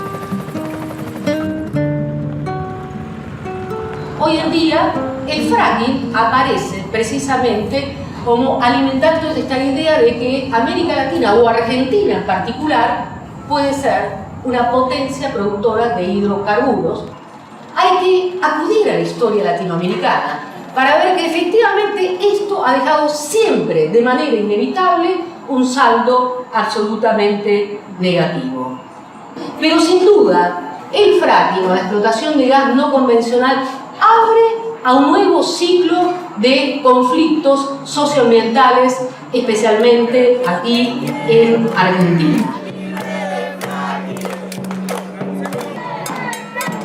Ambientalistas y organizaciones sociales y políticas de la provincia presentaron en Paraná y Concordia recursos de amparo para impedirlo. En 12 localidades, el fracking fue prohibido. Todos los pueblos de Entre Ríos toman agua de Napa y los pueblos entrerrianos tomamos agua del acuífero Guaraní. Por lo tanto, la obligación entrerriana es superior, superlativa en relación al resto de las provincias argentinas en defensa del agua dulce. La idea de esta movilización y todas estas actividades como el amparo que acabamos de presentar es tratar de frenar el avance de este proyecto en Entre Ríos. Entendemos que una vez que se establezcan las multinacionales es mucho más difícil poder sacarlas del territorio de un territorio provincial. Y estamos acá porque el tema es muy grave. El tema es muy serio porque existen riesgos severos de contaminación, existen riesgos severos de impacto ambiental, de contaminación del acuífero Guaraní. Es el mismo acuífero que compartimos con Uruguay, con Paraguay y con Brasil. Es decir, esa es la importancia de este fenómeno, cuidar. Porque ese acuífero Guaraní va a ser atravesado y corre el serio riesgo de ser contaminado, tanto por los tóxicos, por los químicos que van a ser inyectados en las profundidades, como por las grietas y las filtraciones desde los diques de cola que necesariamente son utilizados en la explotación de fracking. Bueno, vamos a elegir la sala laboral. Hay un historial de lucha en Entre Ríos y en eso ha dado una lección la Asamblea Ambiental de Gualeguaychú, que desde hace ya muchos años viene en su lucha con Bosnia y la contaminación del río Uruguay. Esta es una lucha de todo el país. El agua que pasa acá por Entre Ríos es el agua que terminan consumiendo en Buenos Aires, que consumen en Rosario o que consumen en el sur del país.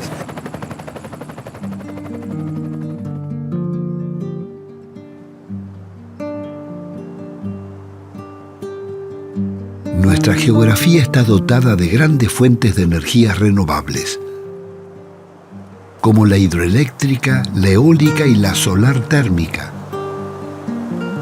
Pero el 90% de nuestra matriz energética se produce quemando gas, petróleo y carbón, que son las energías más contaminantes.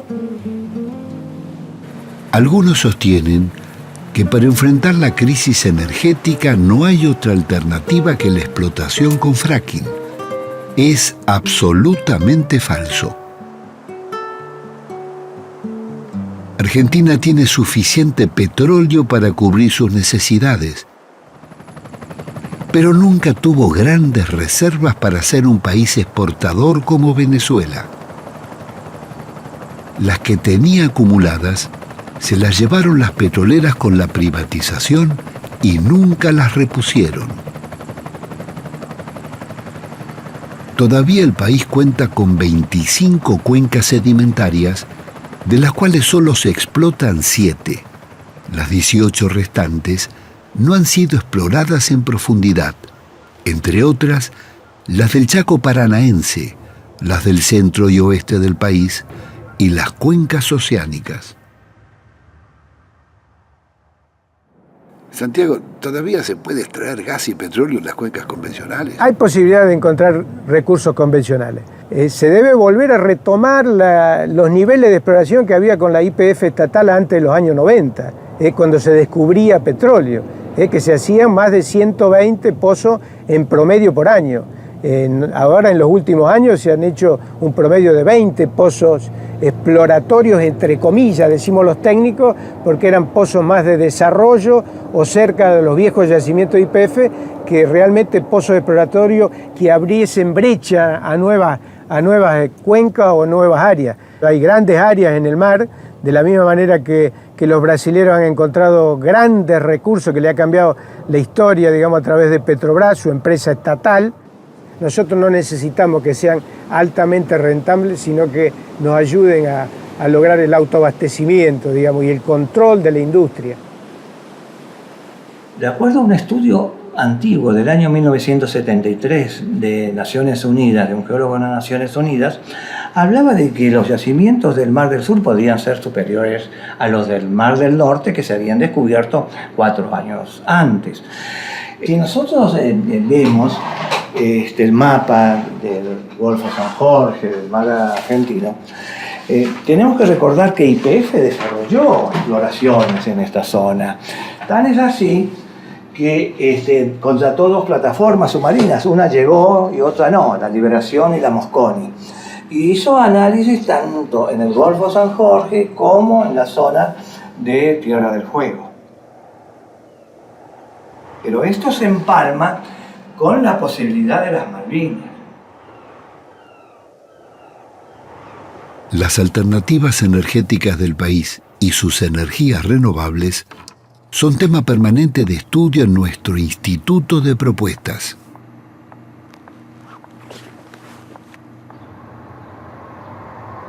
Un pozo construido a través del método de fracking cuesta alrededor de $20 millones. Si ese dinero, el dinero que nos costaría un pozo de fracking, lo empleamos en un parque eólico con aerogeneradores de potencia, con 6 aerogeneradores, que es lo que nos saldría con el mismo dinero de la construcción de un pozo de fracking, la energía al cabo de 6 años a través de la aerogeneración sería 4 veces superior que la que nos entrega el pozo de fracking. ¿Qué sucede después de 20 años de que los molinos de vientos están entregando energía? El pozo a los 6 años se acabó y sin embargo los aerogeneradores, estos molinos de viento, siguen entregando energía. Al cabo de la vida útil, este parque eólico o estos aerogeneradores nos van a haber entregado 80 veces más energía que lo que entregó el pozo de fractura hidráulica. Eduardo, vos decías que el parque eólico es más rentable. Entonces, ¿por qué el Estado no lo hace? Bueno, los pozos de fracking obviamente son un negocio para las compañías petroleras, en cambio que los parques eólicos podrían ser desarrollados por pequeñas cooperativas, municipios o incluso hasta ONGs. Bueno, pero la gran paradoja que existe es que la Argentina tiene un gran potencial en energías renovables, en energías limpias, que se calcula es superior a las 3.000 plantas nucleares. Se va a poder hacer una sustitución importante de importaciones. Tenemos una planta productora muy importante en la provincia de Mendoza, hay otras plantas en la Patagonia y hay una red de proveedores que alcanza alrededor de 200 empresas, fundamentalmente pequeñas y medianas. Claro, además porque Argentina en la Puna de Atacama tiene junto con Chile uno de los el foco principal de irradiación solar por metro cuadrado en el mundo. Tiene tal nivel de irradiación solar la Puna de Atacama que prácticamente una planta solar termoeléctrica sería competitiva en términos económicos con respecto a las plantas térmicas que queman combustibles fósiles, ya sea gas o fuel oil.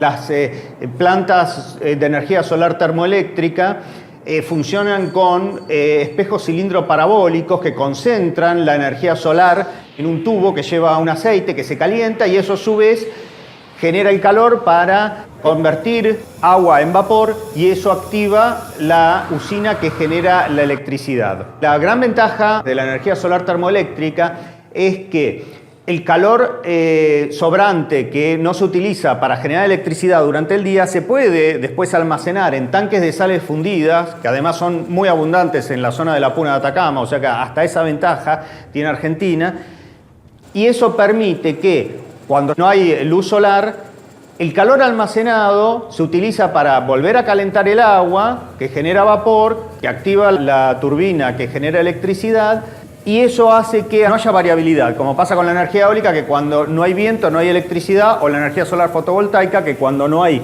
luz solar tampoco hay electricidad. En cambio, en la energía solar termoeléctrica es un circuito cerrado. Cuando estábamos montando la película, nos sacudió una noticia dolorosa e inesperada. Cristina Lincopán, la lonco mapuche de la comunidad de Jelaicó, había fallecido de un paro cardíaco como consecuencia del deterioro de su sistema respiratorio. ¿A qué edad muere? Tina muere a los 30 años. Su enfermedad avanzaba en su cuerpo y ella no mostraba eso. Tina lo que tenía era náuseas permanentes. Tenía sus piernas muy hinchadas.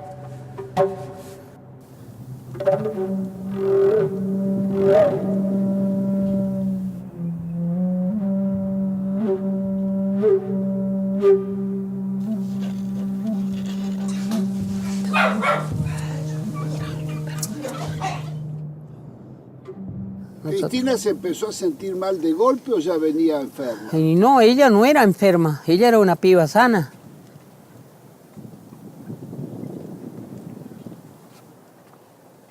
Porque si ella hubiera sido una piba sana, una mujer enferma, entonces los chicos tenían que haber salido enfermos algunos.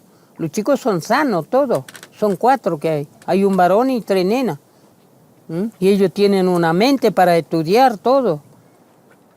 Nosotros sabemos de que muchas de las enfermedades que aparecen en las comunidades afectadas por las empresas petroleras son por el venteo de gas, porque como decía la mamá de Cristina, el gas se ventea, aparece en la superficie y eso lo respiramos. Y el gas es algo nocivo para la salud, nadie tiene que estar respirando gas. Entonces, digamos, el primer responsable de esta situación es el Estado. El Estado con su gobierno a la cabeza, que es el gobierno de la provincia del Neuquén, el gobierno del MPN, que hace 50 años que tiene esta política de explotar, de saquear los recursos naturales y que la gente se muera. Claro, por eso uno no tiene ni casa, no tiene nada, ni agua ahora.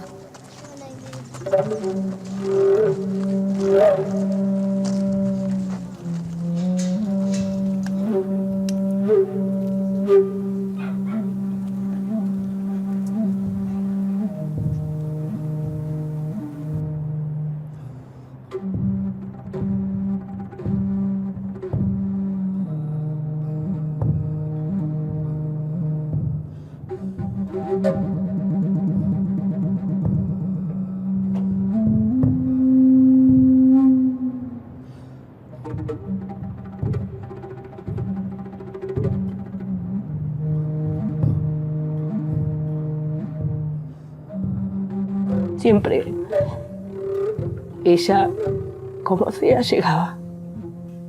Recuerdo una vez que nosotros teníamos un corte acá y le avisamos a ella. Ella no tenía ni forma de venir nada y ella apareció caminando. Y bueno, se vino a quedar con nosotros, a acompañarnos, ¿no? Y nosotros hasta nos reíamos de ella porque decíamos, Tira, como que nos reíamos, digamos, de como que lo veíamos como una parte como loca y otra parte convencida, ¿no?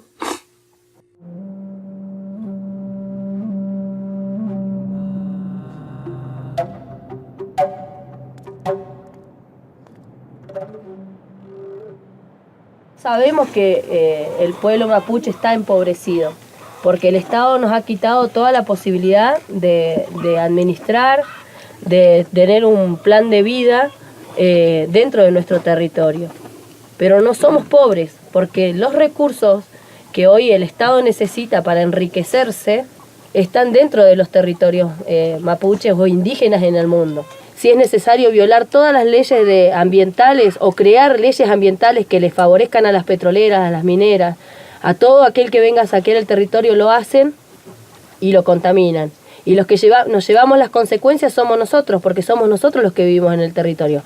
Acá no vive Zapag, no vive Cristina Kirchner, no vive nadie de ellos, somos nosotros los que vivimos acá. Nosotros sabemos que vivimos en territorios ricos, por eso decimos que el pueblo mapuche no es un pueblo pobre, es un pueblo empobrecido. En sus últimos días, Cristina había sido atendida en el hospital de Neuquén. Conversamos con los médicos de la Asociación de Profesionales. Son pocos consultorios para el volumen de gente que circula.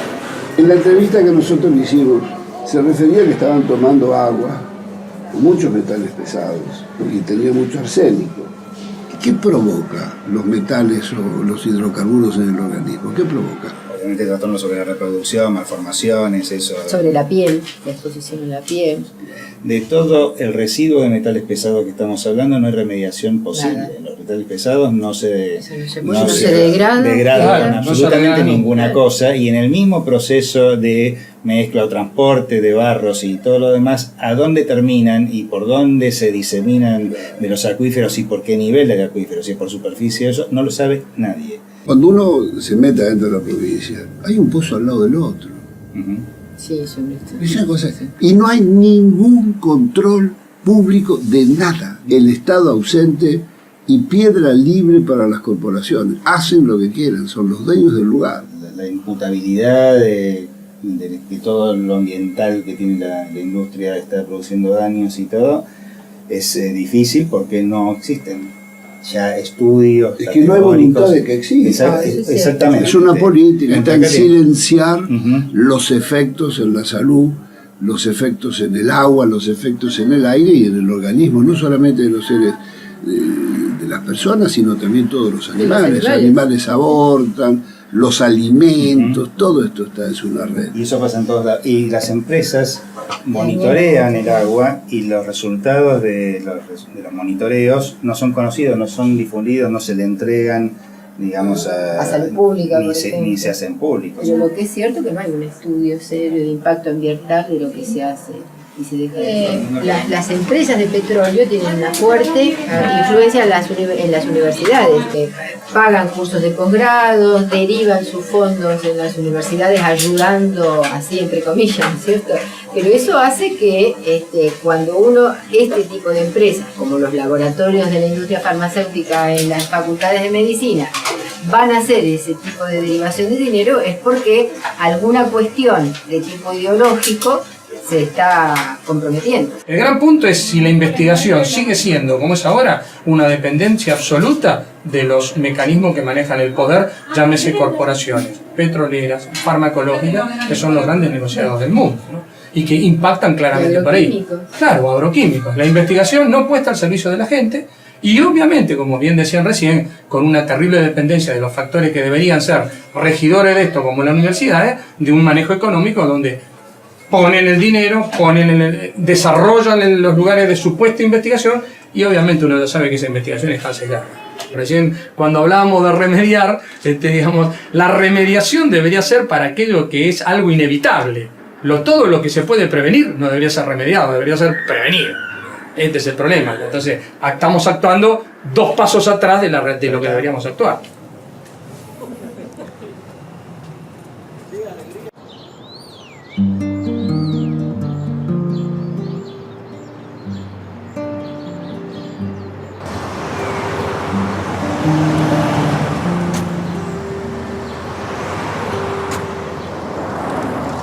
Yo creo que lo que está creciendo en Neuquén es la conciencia de lo ambiental y también la conciencia del derecho de que el pueblo quiere saber de lo que se trata. Sobre todo cuando nosotros tocamos la naturaleza, tenemos que recordar que la naturaleza tiene un orden y de la naturaleza nosotros no somos dueños, sino que somos administradores y que no pertenece todo lo que la naturaleza nos puede dar, los bienes que nos pueden dar, no pertenecen solo a la generación actual, sino a todas las generaciones.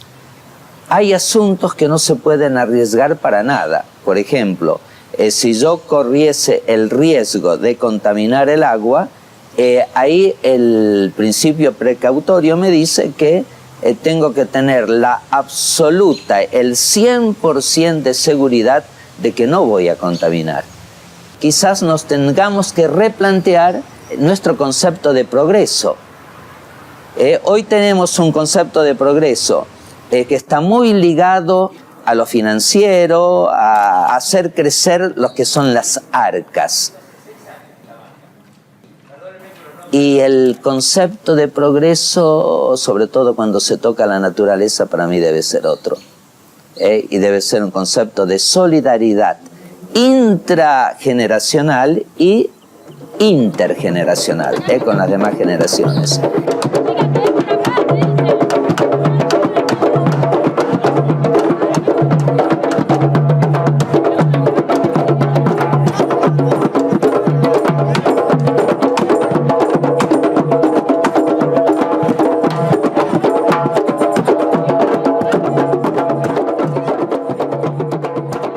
El pastor tiene que acompañar a su pueblo en las preocupaciones legítimas que tiene.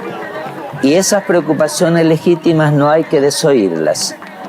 No hay que subvalorar el pueblo como tal cuando se expresa sobre algo.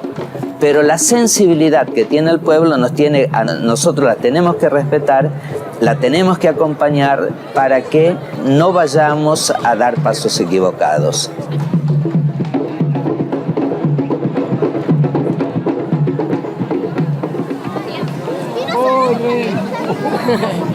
¿Qué estás haciendo?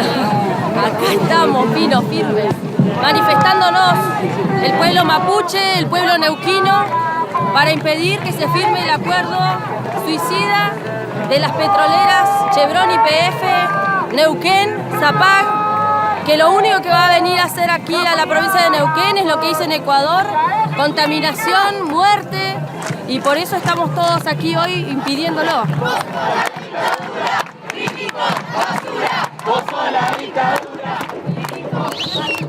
Porque están entregando exactamente de la misma manera que entregaron Repsol en el 2000-2001, este mismo partido político, y de la misma manera que entregaron siempre todas las riquezas neuquinas. Particularmente este convenio, porque se hace espalda de pueblo, se violan las normas provinciales. No queremos más el fracking, ni la contaminación.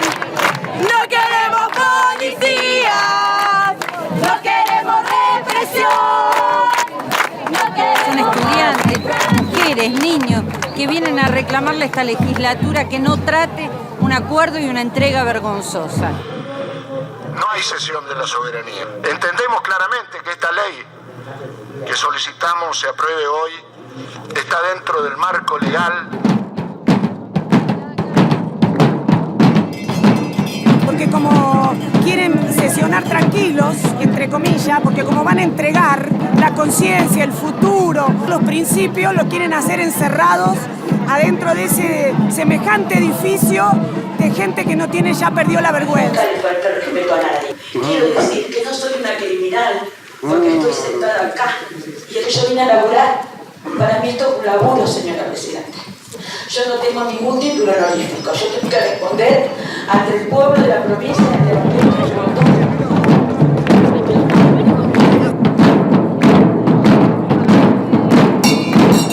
¿Cómo termina eso, muchachos?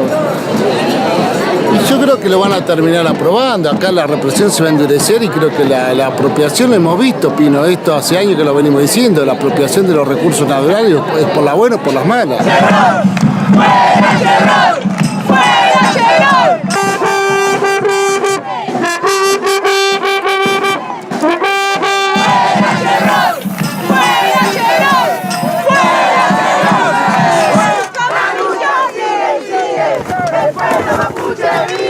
¡La lucha sigue, sigue!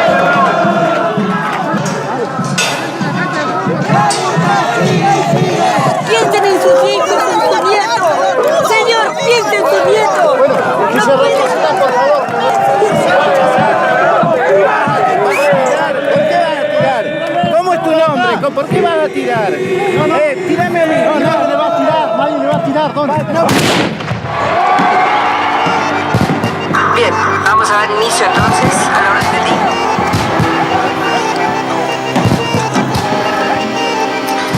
Punto número 1. Tratamiento en particular del proyecto de ley por el cual se modifica el régimen de remuneración.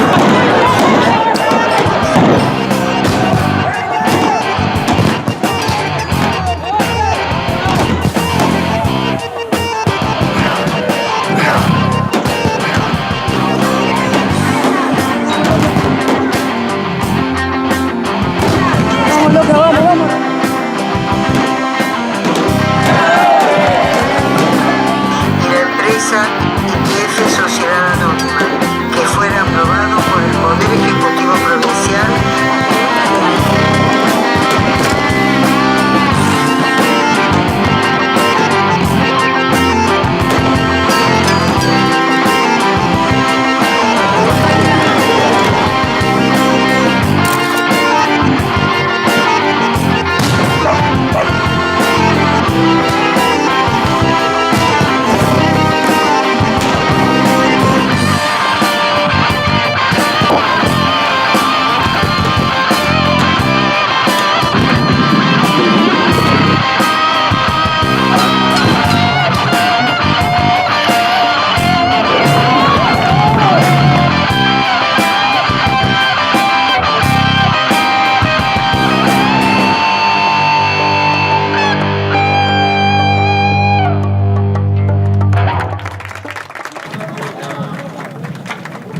Pero de alguna manera esa represión sacó a la luz toda esta farsa de democracia que nos toca vivir aquí en Neuquén, donde hay una cáscara vacía que se llama legislatura, que es una fuente de negociado, una fuente de corrupción, y solamente a través de ese mecanismo pudo haberse aprobado un convenio como el que se aprobó o se pretende aprobar ahora. Van a tener que llegar a nuestro territorio y ahí lo vamos a estar esperando, porque lo que se quieren apropiar es justamente de nuestros territorios. Yo pienso, y esa es mi idea, que los votos no dan licencia para todo. Los votos dan licencia para gobernar en función del bien común. Pero cuando surge algún planteo nuevo que puede estar relacionado en lo que es la forma de buscar el bien común, en una cosa tan grave como esta, yo creo que la licencia social es fundamental. Como digamos, un poco nosotros, un poco ustedes, un poco la gente está protestando, que es lo único que puede poner freno a estas cuestiones, no hay otra cosa. Nosotros no hemos podido controlar las empresas, no hemos podido controlar las inversiones, no hemos podido controlar las reservas, por eso perdimos el autoabastecimiento, no hemos podido controlar la cuestión ambiental, por eso hay un pasivo de miles de millones de dólares, y entonces podemos hacer leyes, podemos poner regulaciones, Pero, digamos, no puede alguien débil controlar a alguien fuerte. Si no tenemos nosotros el control de la industria petrolera, nosotros podemos hablar mucho de contaminación y de cuestión ambiental, digamos, pero digamos, vamos a tener graves problemas ambientales y además nos va a salir muy caro. Claro, ir anulando los contratos que han tenido numerosos incumplimientos y explotarlos nosotros, con control de los mismos trabajadores petroleros y con control de organizaciones sociales, intervención de las universidades o centros de investigación, etcétera. Y de la población, claro, la población que es la que está más interesada de que nuestro medio ambiente esté sano, que podamos respirar, que podamos tomar el agua. Ahora cuando vemos que los funcionarios los colocan en YPF desde Londres, que el gobernador sirve a la petrolera que más paga a los locales, y bueno, entonces se pierde el concepto del bien público, se pierde el concepto de que las cosas son para los más humildes y para el pueblo y no para los ricos y las oligarquías. Bueno, eso es lo que estamos viviendo ahora de muchos funcionarios.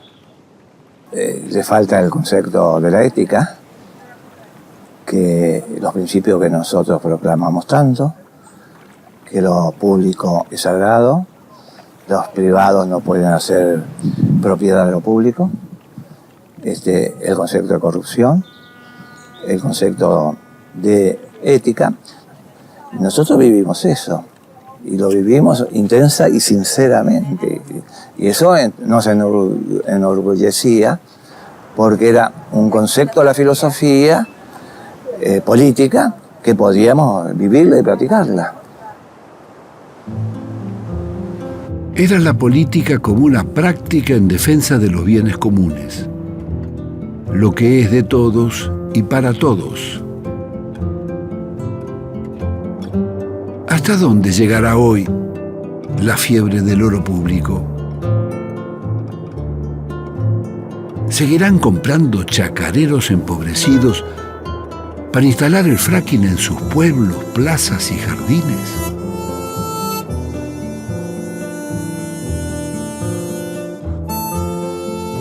Seguramente lo harán si las poblaciones no se movilizan. Hay que aceptar que lo que más genera el cambio climático y el recalentamiento son los combustibles. La civilización del automóvil y el consumo ha convertido las ciudades en cementerios de vehículos y grandes basurales que son un foco permanente de contaminación.